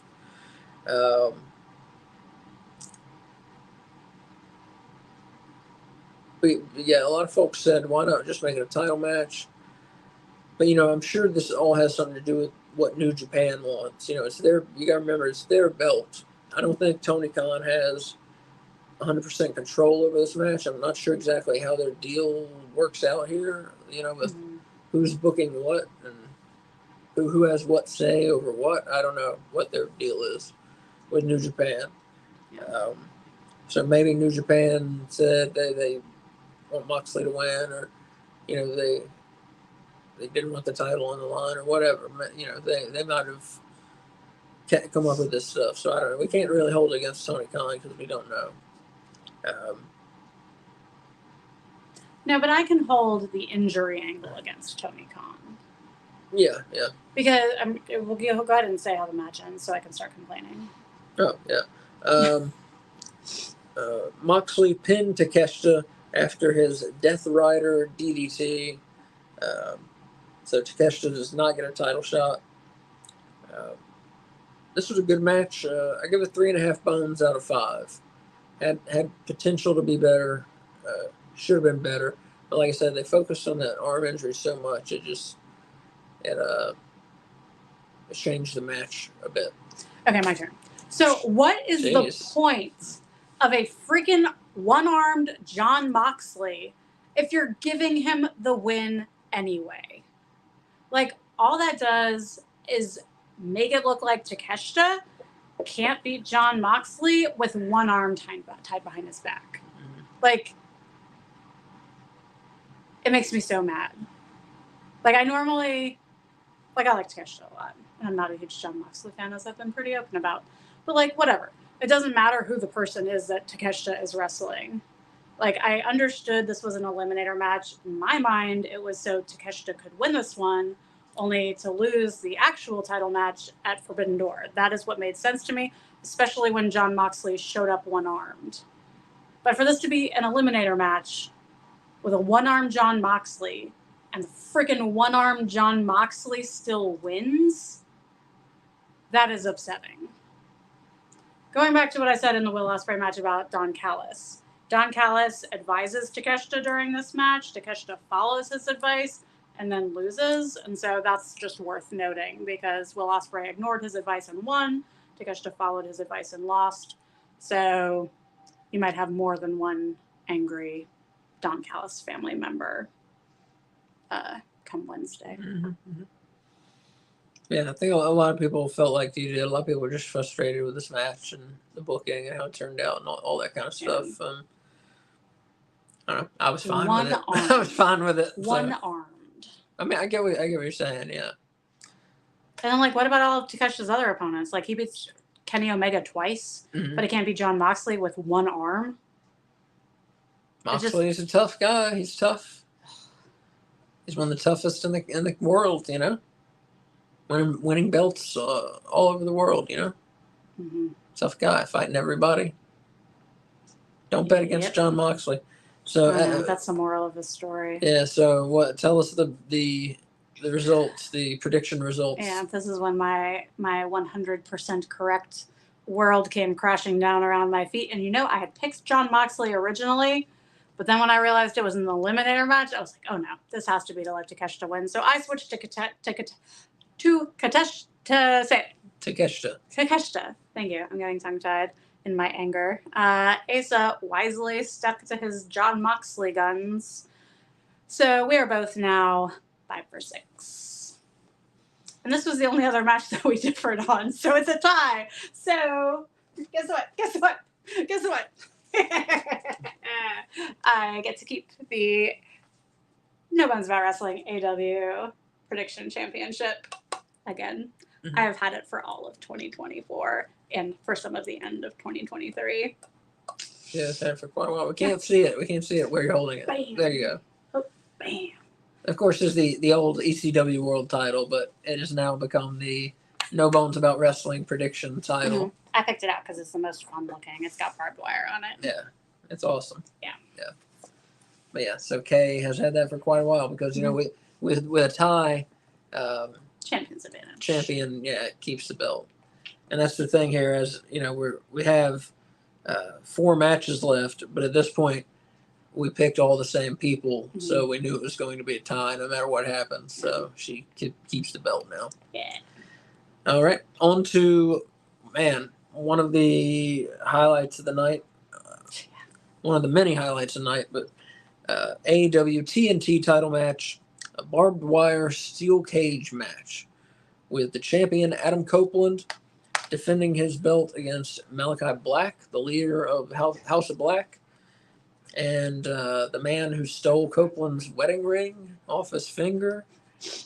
And if Copeland loses this match, not only does he lose the TNT title, but also he has to bend the knee to the House of Black, meaning join the House of Black. I wouldn't say like join it, more as like that's the impression I got. Become like loyal to them. Well, yeah. Well, what's the fucking difference? I'm just thinking of Game of Thrones. I guess maybe that's what it means. The same thing in wrestling. I don't know. But this one was good. They showed up. There's no roof on the cage, and they have. We weren't sure. Say barbed wire steel cage. We're not really sure how they're going to implement it. What does that mean exactly? Because it could be different from match to match. But what they have barbed wire wrapped around several different places in the steel cage. And so you have to go over to the cage and kind of unravel it a little bit if you want to use it on your opponent. It's also along the top perimeter, and then down the outside of the cage along the what is it called? Like columns that are holding it up. Are you going to say what happens if Adam Copeland wins? What happens if Adam Copeland wins? Well, he said this week on TV that if he wins, that he's going to keep his TNT title, obviously. Yeah. But that also Buddy and Brody have an invitation to join the House of Blood. Oh, right. Yeah. House of Blood. So yeah, that kind of came out of nowhere, but was really neat. I liked it. It's like, yeah, I'll join you if you win, but if I win, I'm stealing your guys. You know. And this is after Copeland had cut that really great promo. It was creepy. It seemed like he kind of went crazy a little bit. This is like the best week for AEW promos. Because that one was followed by an awesome Toni Storm promo, like one of the best ones that she's done. It was just a very good week for promos. So they very, very quickly into the match, they grab barbed wire off the cage and start what? You're not talking about their entrances? Which Adam Copeland did we see? Oh, I'm sorry. Okay. Yeah, so for the entrance, we saw, and I predicted this again weeks ago before anyone was predicting it. I predicted it. And we saw Adam Copeland rise out of the ground, encircled in fire, and came out to the Brood music. That, of course, was the old Brood entrance in WWF, which was a stable of vampires led by Gangrel. And then his charges were a very young Edge and Christian. And it said the Brood on the Titantron. Yeah. So it was very cool to see that entrance. And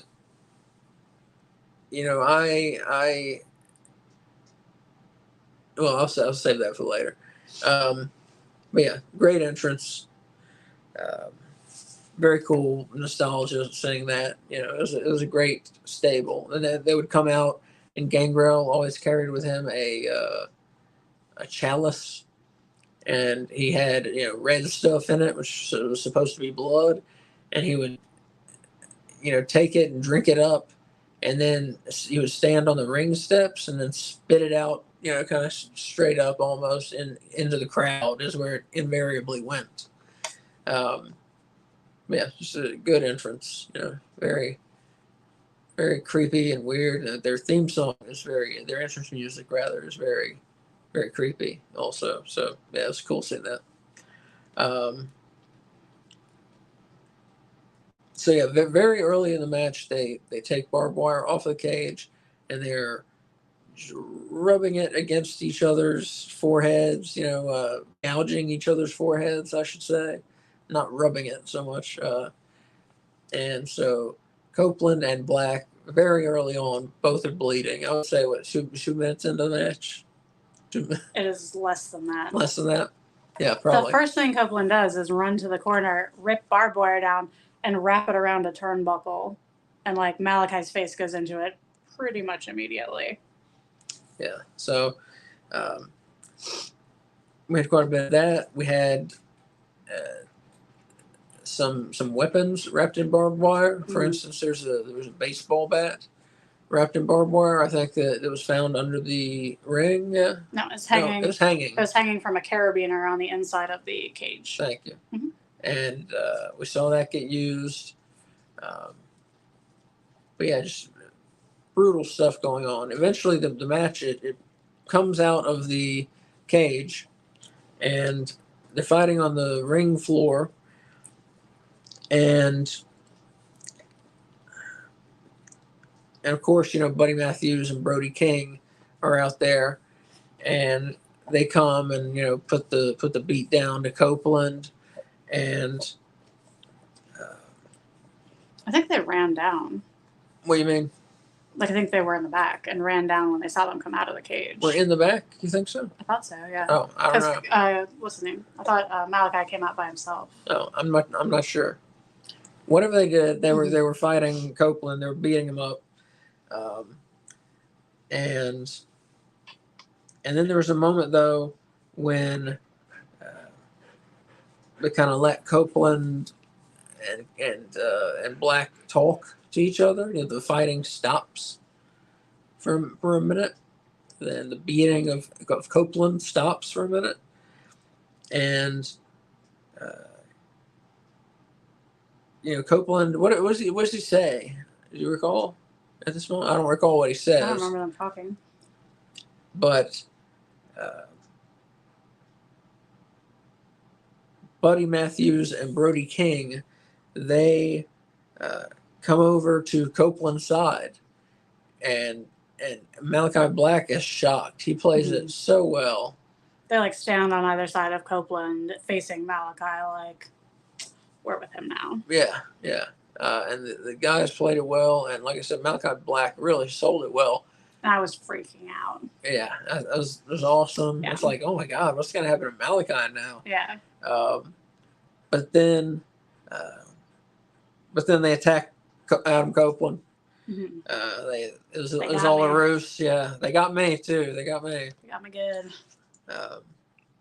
And they're beating the shit out of Copeland. They take him back in the ring, and they've even made a Jesus Christ crown of thorns for him, which was out of barbed wire. Out of barbed wire, right? Which was an ECW. It happened in ECW. Tony Khan really likes to put homages to. I think we can call them homages. To older spots, and some people call it stealing or copying. I get it. I get why he does it. Such a fan. Yeah, he's such a wrestling fan. Yeah.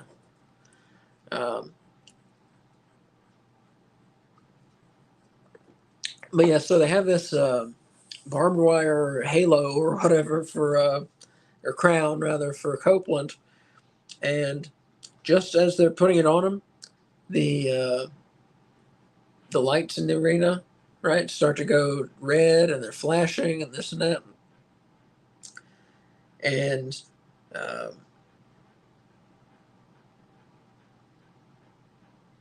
Matthews and King are, still in the ring, and we see something happen to Matthews. He's kind of, we can't really see what with the red lights and them going on and off and everything.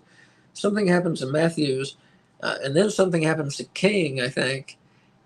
And then it's like, what in the world are they fighting?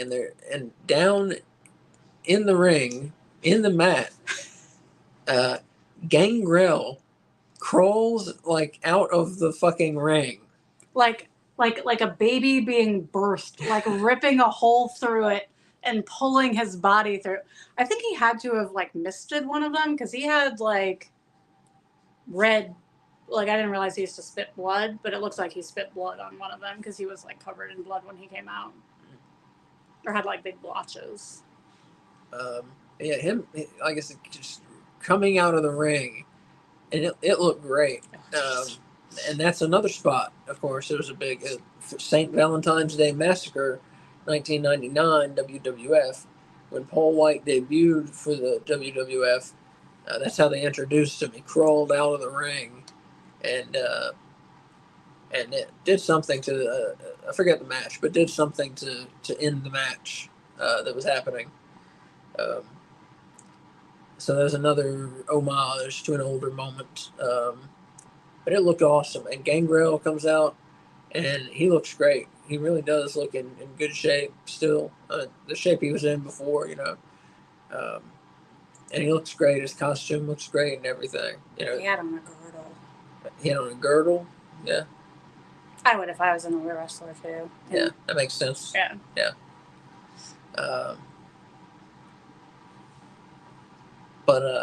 But yeah, he comes out and is fighting them, and it was awesome. Mm-hmm. It was fucking awesome. Yeah. See Gangrel fighting and helping Adam Copeland. So are those his teeth now? Has he had like implants put in? I don't know what's up with his teeth. Yeah, I don't know. You would think, as much as he's played this gimmick, He's just like, I'm tired of messing with it. Let's just get him done. Yeah, that's what you would think, wouldn't you? I don't know that I could ever make the decision to have implanted vampire fangs put in my mouth. And he lives a different lifestyle than I do. Yeah, he goes to shows where he's got to have them.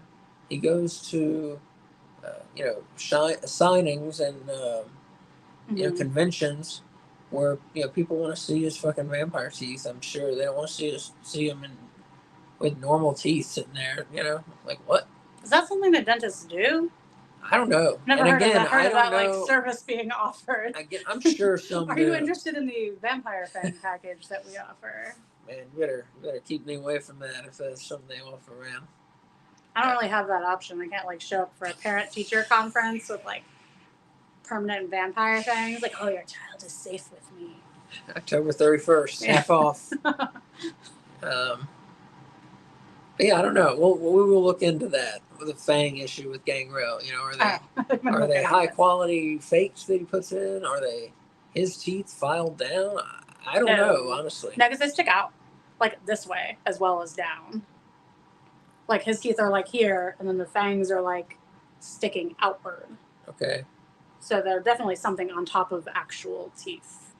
Okay. Yeah. All right. Well, there we go. Or his teeth are just like really fucked up, like ahead of time. Part of the mystery solved there. So Copeland wins by knockout. He put Malachi Black in a crippler crossface.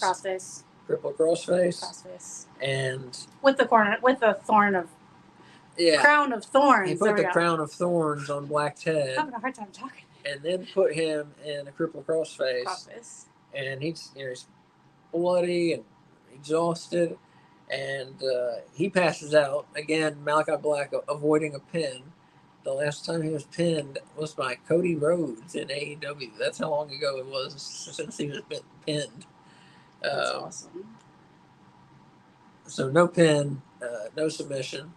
He gets knocked out. The referee stops the match. Adam Copeland keeps the TNT title. Very hard fought battle. 5 bones out of 5.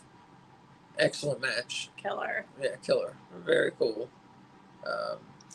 Copeland jumped off the top of the cage. Oh, fuck. I forgot that. So Copeland, like Malachi's like super fucked up and is like basically useless. So Copeland lays him on a table he has set up in the middle of the ring and then ties him to the table by securing him with barbed wire, like over, like surgery strapping him down, basically, but with barbed wire. And then Copeland climbs to the top of the cage and he does an elbow drop down onto Malachi on this table. And like, at first we were worried that Copeland hurt himself because instead of landing like straight elbow first and then the rest of his body landing down on the mat, his feet hit the mat.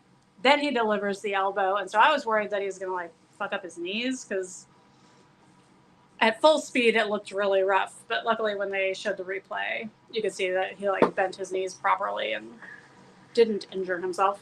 But he did land the elbow hard enough for it to break the table with Malachi on it. So Malachi is now on the ground and bent in a like folded in half table, still wrapped in barbed wire. It was a really cool spot. I wouldn't be so quick to say Copeland didn't injure himself. I'm sure we'll hear something. I bet we'll hear something today or tomorrow. I'm sure he injured something. Maybe Doing not that move? serious. Maybe not seriously. Maybe not a break. But the way he fell, the height from which he fell, the jumped, or whatever you call it, has to have hurt something. It has. I mean, to he have. landed like straight on his feet. Yeah. His legs were bent, which was good. But I mean, like you were saying, some of the impact was taken off, but still, he did land on his feet, which is gonna really hurt your knees. I think that's the most dangerous part there for him was his knees. Of course, the feet as well. I didn't think about something breaking. I thought about like blowing a knee and your back.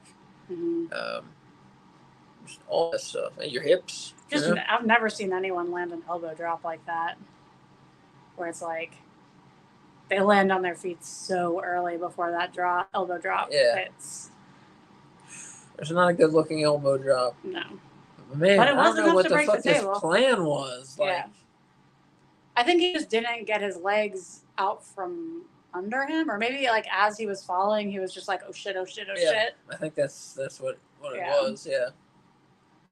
But I'm glad he's okay. Man, that was close to being a catastrophe. Disaster, I mean, it really was. Jesus Christ. I don't know.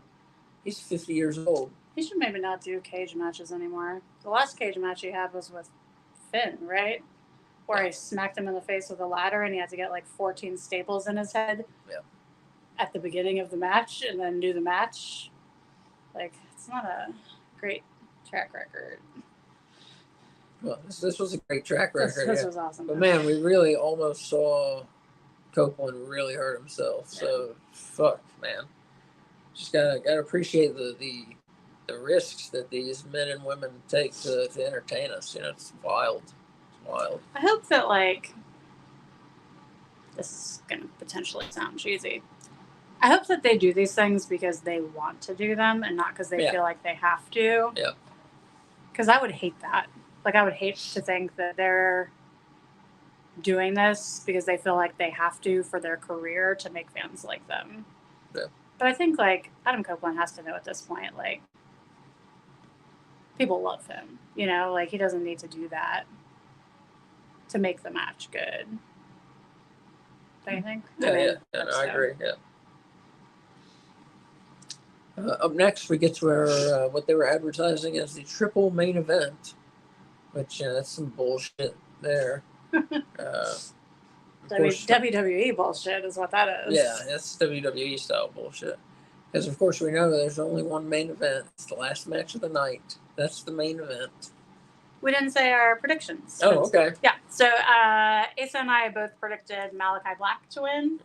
So we're both wrong. So now we are both 5 for 7. Still not a bad percentage, but not as good as we were right before this match. Yeah, I really wanted Black to win and see, like, when they introduced the possibility of Copeland joining the House of Black, I really thought, why tease that and not deliver on it? Which would make for such an excellent storyline, such an excellent progression of the story, I should say. Yeah. To see, where that goes. Yeah. So I wish they had taken that route. I think Black should have won, and they should have done that. Because Copeland, he has his status.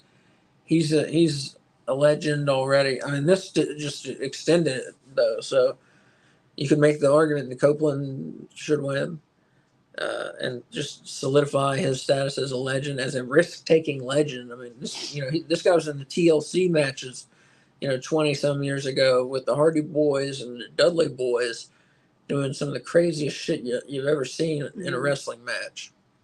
So Edge he puts his body on the line time and time again in very risky spots. Do you think he was sad that he didn't have some kind of name with boys in it? No. Like, do you think he and Christian felt left out? The Vampire Boys. Vampire Boys. Do you want to say anything about why people are speculating that Malachi might have lost this? Yeah, so Malachi Black supposedly, well, not supposedly, words out of his own mouth, he said his contract with AEW is ending this year. But there's a 1 year option, or maybe 2 years are optioned, both individually.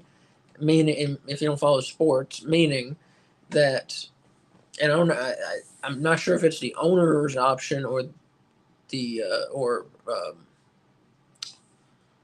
Black's option.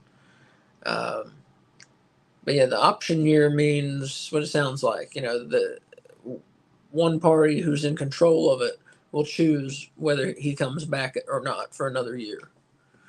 So like I said, I'm not sure which party is in control of that. Is it Tony Khan or is it Malachi Black? I don't know. But that's where we are right now, is we're getting ready to start up his option year. So some folks say, he's not picking it up, or Tony Khan's not picking it up and letting him leave, and he's going back to WWE. And that's why he lost, here to Copeland. So I don't know. I don't think that's true. I hope that's not true. And I think Black is a great part of AEW. I love the House of Black. They're so cool. They're one of the best things in ACW. AEW. I tried to say your name and AEW at the same. ACW. AEW. Okay. No, they're awesome. They are one of the best things. They're a great part of the show, with their awesome entrance music. Probably my favorite AEW entrance music, honestly. Well, even the introduction of the House Rules matches, I thought was really cool. Like, we have these titles, we're willing to defend them, but you have to agree to our terms in order to get a title match. I liked that a lot. Yeah, it was awesome. Yeah, I enjoyed that too. And getting to see what the contenders, the contenders always got a rule that they could choose. That was always fun, seeing what they picked. Wait, why are we talking about? Oh, Malachi Black. So yeah, I don't know. I don't know what we're gonna see out of him, and out of AEW and their relationship with him. I don't know, but I hope he stays, because, like I said, they're a great part of the act. He and Matthews and King have been great. They were fantastic trios champions. Just really, like Kay was saying, just excellent. And I would love, a lot of people out there, I would love also to see a Malachi Black singles run. And, let Matthews and King be a tag team for a bit. I think that would be cool. Do you think they're going to join the House of Blood? No.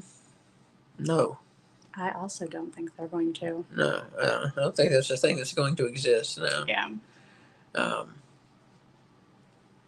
But yeah, so I mean, if I had my way, Malachi Black would be up in world title contention. Like, we would be talking about Swerve Strickland versus Malachi Black, which I think would be so good. Would be awesome, yeah. So we'll see. I hope Malachi stays, but we'll see. All right, so triple main event. We have the AEW TBS title match. The champion Willow Nightingale defending against Mercedes Moné, making her long-awaited debut. She's been signed for months, and supposedly we found out this week she's been cleared for months to wrestle, and it just hasn't. They were waiting for the right moment, apparently, and this was it. So yeah, the crowd was crazy for this match. Yes. Even coming after that barbed wire match, you know, they were crazy for this. They were crazy fired up for this TBS title match. You know, I think a lot of folks maybe were there just to see Moné. I don't know. I mean, even the chants, the Willow chants, like it was a pop, like, you know, there was a wave of sound out of the crowd for both women. It was great. It was great to see, great to hear. It was very cool. Are you gonna mention Mercedes' entrance? Why don't you? Do you not remember it? I don't know what you're talking about. Go ahead. So they hadn't quite announced what match was next, but all the lights went off. And at the front, you hear like drumming. And then from out of the tunnels are these drummers. It's still all the lights are out, but they have like LED like glasses, and then like parts of their like band uniform are LED lights. And their drums have like rope lights inside of them. And they're like drumming basically the CEO part, but the music's not playing yet. And then these Las Vegas showgirls come out and the lights go up a little bit so you can see them. But they're wearing like all red with like the feathers and everything. And they start doing their little Vegas showgirl walk. And then the CEO music hits and Mercedes comes out. Yeah, quite an entrance for Mercedes. Yeah, a lot of pomp and circumstance. Mm-hmm. Willow's entrance was not quite as exciting. There was a giant friendship bracelet though, like a hula hoop sized beaded friendship bracelet. Mm-hmm.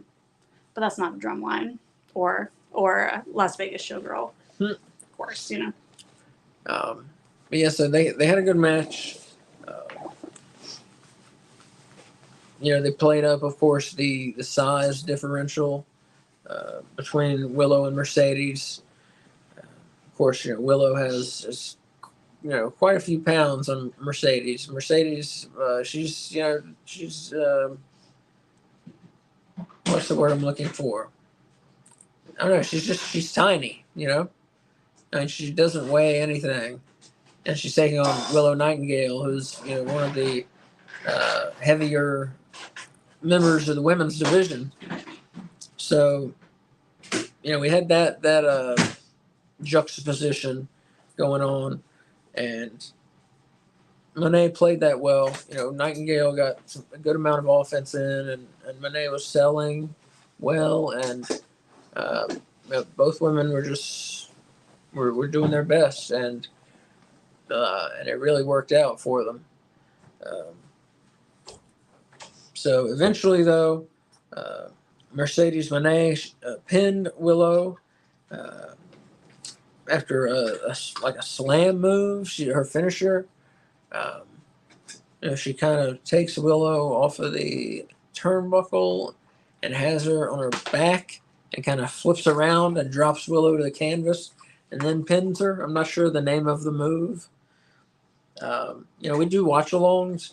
So, like, if I don't know move names and stuff, it's because I never get to fucking hear them because everybody's always talking during the show, you know? So I never get to hear the announcers. Very, very rarely do I get to hear the announcers.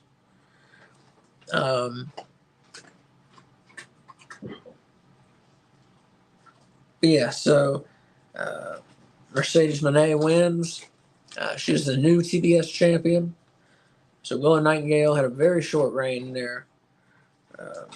But I totally understand why they're doing this. You know, it's what's best for business, for sure. Yeah. You bring in Okada, give him a fucking belt. You bring in Will Ospreay, give him a fucking belt. You bring in Mercedes Moné, give her a fucking belt. That's how it works, you know. You take these people that are supposedly special, you bring them in, you show the fans why they're special, and then you reward them. and so the fans can see that they are special because they have these big shiny things to carry around. That's how it's supposed to work. So good job by AEW on that. So Kay, I was just describing the match. Would you like to talk about the post match? What happened? Did you cover the referee distraction in match? I did not. No. Yeah, okay. So super important for the end of the match stuff. So at one point during the match, Mercedes gets to the outside of the ring near where Statlander is. And before she goes back in the ring, Mercedes like knocks Chris Statlander down. And as she's climbing back in the ring, Chris Statlander jumps up to like retaliate. And the referee, I think it was Bryce Rimsberg. I can't remember who the ref was, but we'll say Bryce. He sees Chris Statlander doing this and starts reprimanding her. Mercedes goes towards Willow. Willow rolls her up and pins her. Actually, power bombs her, then pins her. And at this point on the ring apron, Chris Statlander and Stokely Hathaway are standing on the apron yelling with the ref. Chris realizes what's happening because Willow's had Mercedes pinned for at least 3 by this point. So the ref, she pulls, Chris pulls Stokely off the ring apron and is like telling the ref to go do their job.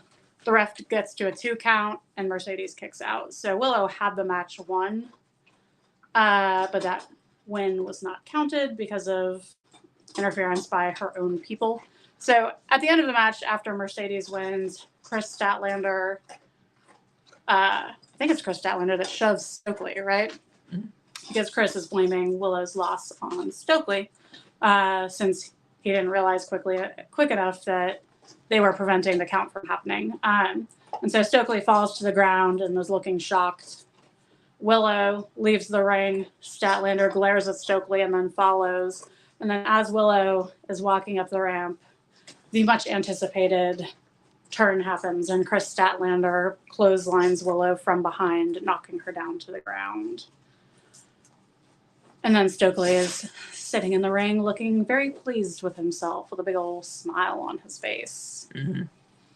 So the friendship is over. Poor Willow lost her belt, lost her best friend, lost her pseudo manager. That's, we're really breaking up these factions in AEW. Bam, that faction is done. Looks like best friends are obliterated. Chris Statlander's factions are getting destroyed, and that's about it, I guess. Because she was in both of those. Huh. Was it really a faction? Did 2 people and a manager make a faction? No. I wouldn't call it a faction. No. Yeah. Almost. Almost. It's very close. Yeah. But not quite. So I think you got to have at least 4 to call it a faction. I think so. I feel that way. Do you think it's ever going to get revealed who attacked Mercedes during that interview with Alex Marvez? Or are we just to assume it was Chris Statlander? If Statlander was turning on Willow, why did she attack her opponent? I assume we're going to hear all that on Wednesday on Dynamite. Okay. Willow, if you don't follow her on Twitter or X or whatever you want to call it nowadays, shortly after her match, she just tweeted, "Well, fuck." I thought that was just perfect. Funny, all that needed to be said. Funny. So we both picked Mercedes to win this match, but we both thought Mercedes was going to win by DQ. So Willow is going to keep her belt, which didn't happen. But we picked Mercedes, so we were still right. So we are both 6 for 8 at this point. Pretty good. And I don't know if I said, but that match, 4 bones out of 5. Very good match. Good match. 2 matches left. Up first is the AEW World Title match. Did you, sorry, really quickly about the women's match. Did you commend AEW on the amount of time they gave this match? Willow and... Yeah. I did not. Because we had 3 women's matches, and I feel like they gave the appropriate amount of time to all 3 matches, which is not something I would normally say about AEW pay-per-view women matches. So it was nice. Yeah, like I said, they're really starting to take the women's division more seriously. What are you doing? What? really starting to take the women's division more seriously and invest time in it. So that's good to see. And that's that's the biggest investment a wrestling company can make in you. Really, maybe more than your salary is TV time. Because everybody wants to be on TV and not everybody can. And especially when you got 160 people on your roster like AEW does, and not everybody's getting on TV. My point is, they're setting the women's division up for some very good things, I think. All right, 2 matches left. First one is Swerve Strickland defending his belt against Christian Cage, the leader of the Patriarchy. Strickland, of course, accompanied by Prince Nana.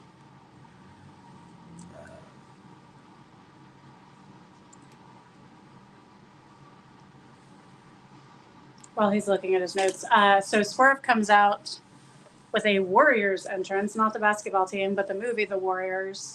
It's called The Warriors, right? Not just Warriors. But it's The Warriors. From what, like 1970 something? I'm gonna go with like 81. Okay.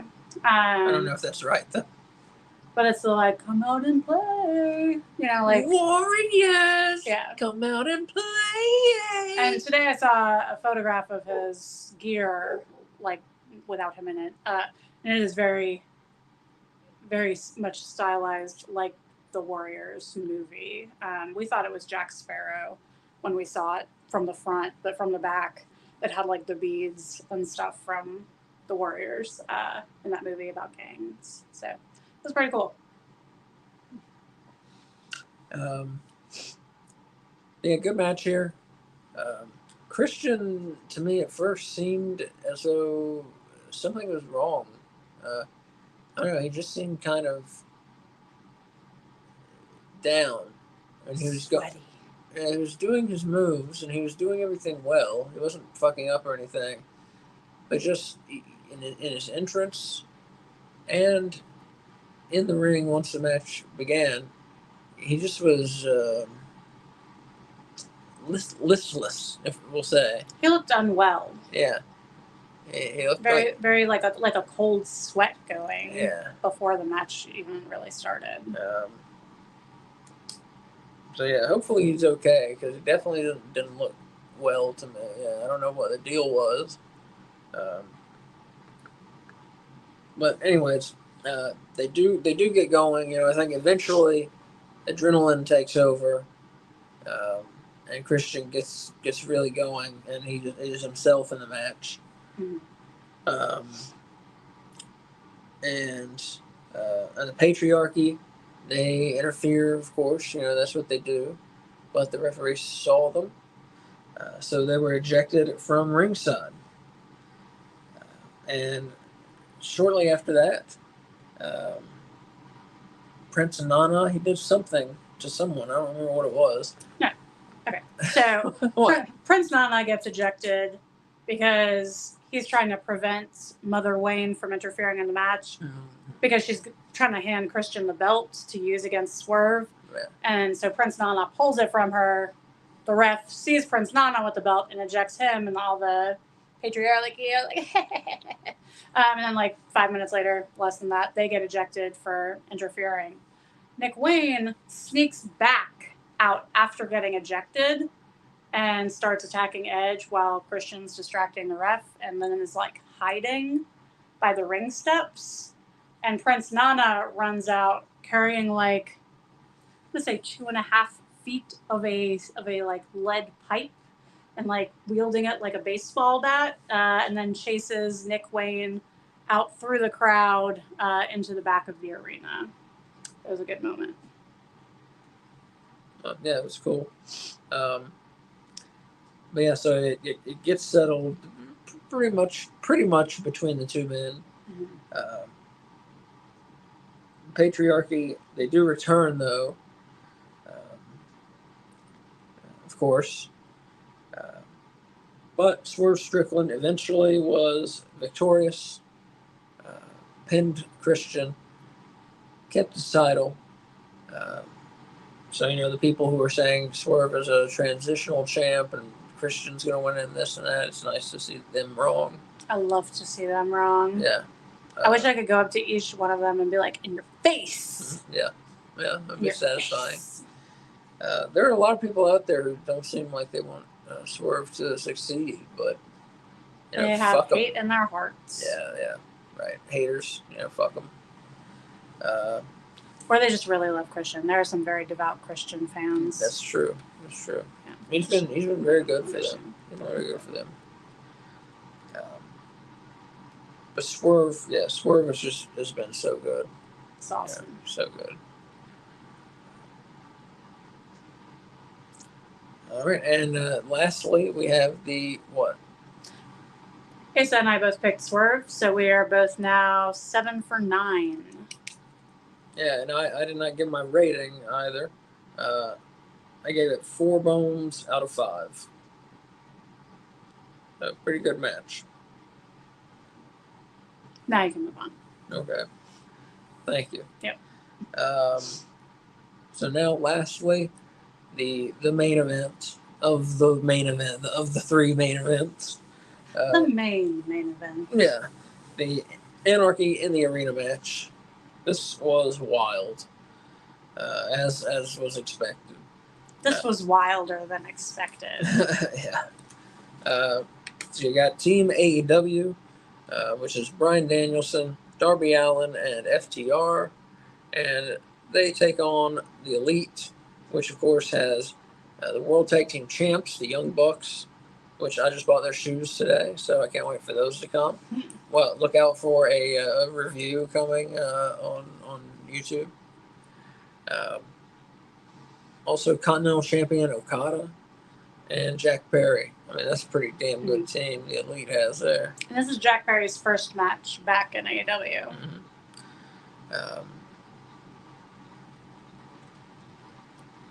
But yeah, I mean, they open the match.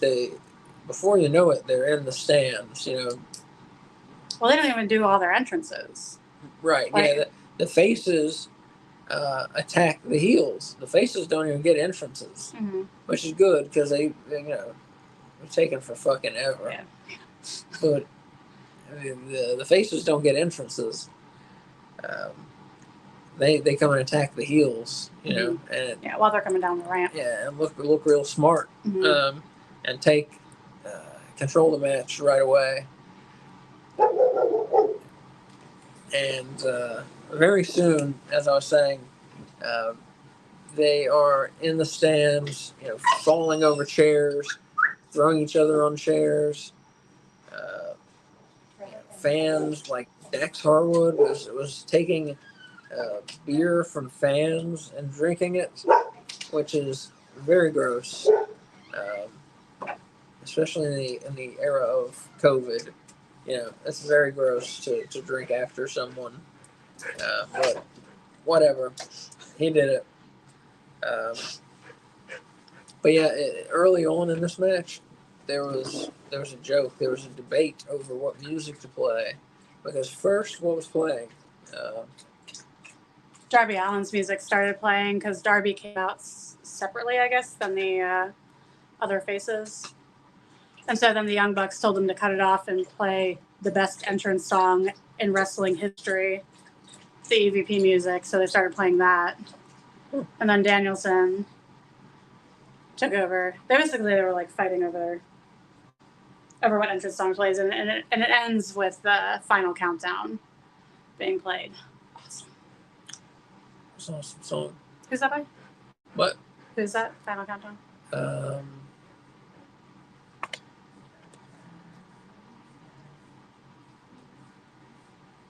Is it by a band called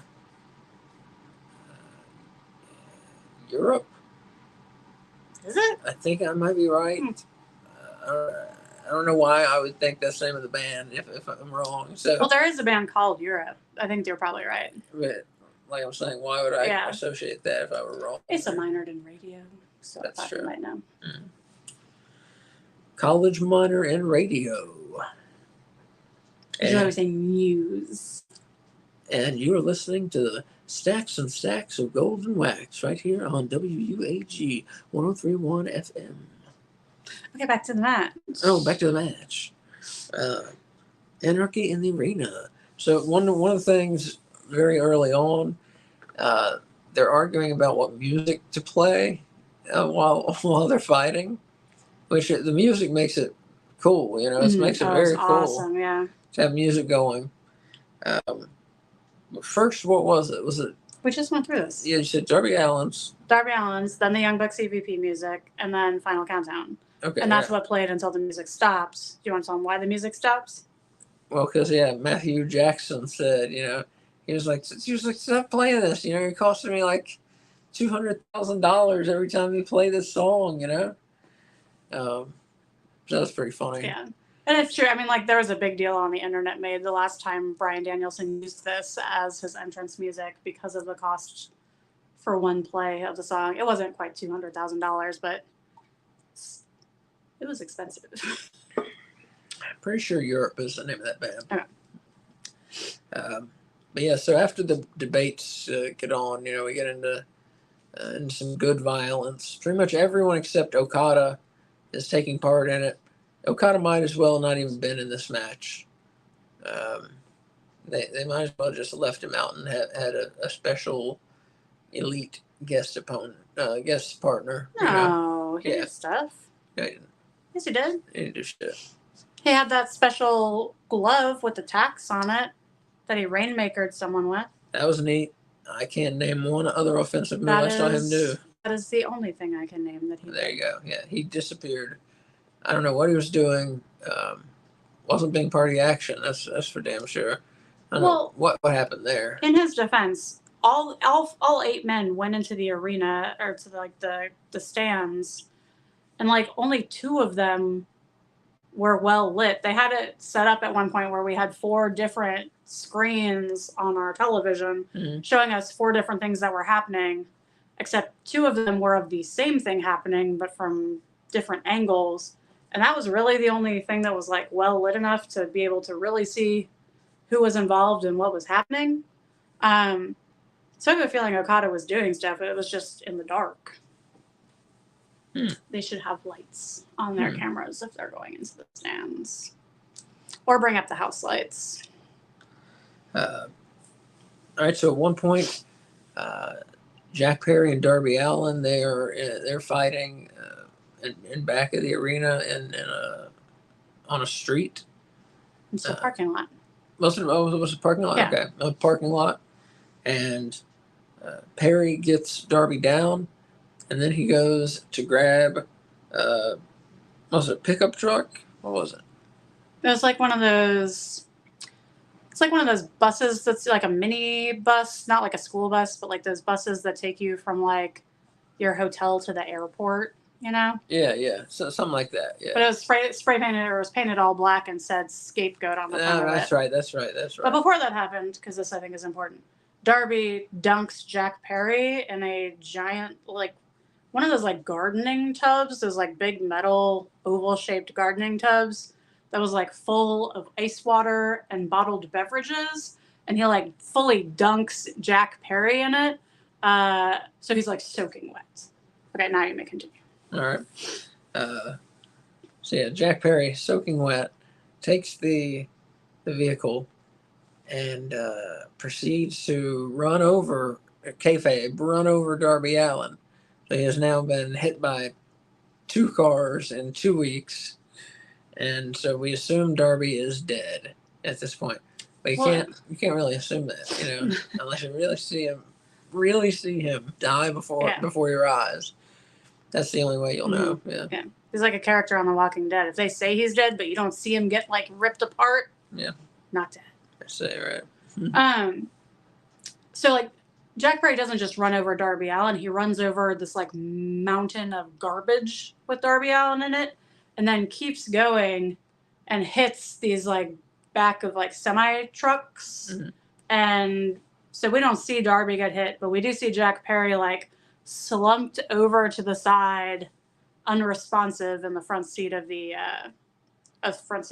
bus. So yeah, wild wild stuff going on. And closer to the end of the match, Darby Allin has got his weapon of choice from Wednesday night again on Dynamite.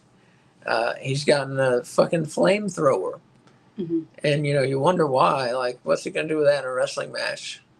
Well, before that, we see Jack Perry come through the backstage area, heading back toward the front of the ring. And he grabs Tony Khan from Gorilla and starts dragging him with him. And then Darby comes out with the flamethrower. Okay. So Darby ends up using it on Jack Perry, on his legs specifically. And Jack Perry is on fire. Which For a while. Yeah, I've seen people, at wrestling shows be on fire for like 2 seconds, accidentally. Something like that. I've never seen a wrestler be on fire for as long as he was. Yeah, I mean, it was like a Hollywood stunt. So speaking of Hollywood stunts, we watch a lot of horror movies, and they have this goop that they put on them when they're going to light them on fire for a while, so they can be on fire and not die. And it makes you look like you're wet. And so when Jack Perry went to go grab Tony Khan, I was like, he's really shiny. He is covered in gel. Because I think we were supposed to think it was water, but it was too shiny to be water. And so it was this fire thing component that they use in horror movies, I think, which is why he could be burned for so long. Now you may continue, sorry. Interesting. Yeah. But yeah, so Jack Perry is on fire. He kind of runs around and takes a couple moves, and eventually gets he stop, drop, and roll. He does that. He doesn't take any wrestling moves. You mean he just moves? Yeah. Okay, yeah. And so he gets put out with blankets, and then the Young Bucks are standing in the wings with giant fire extinguishers. Yeah, giant fire extinguishers. So they put Jack Perry out, which is not something ever thought I'd get to say. Yeah. And then they put Darby Allin and his flamethrower out.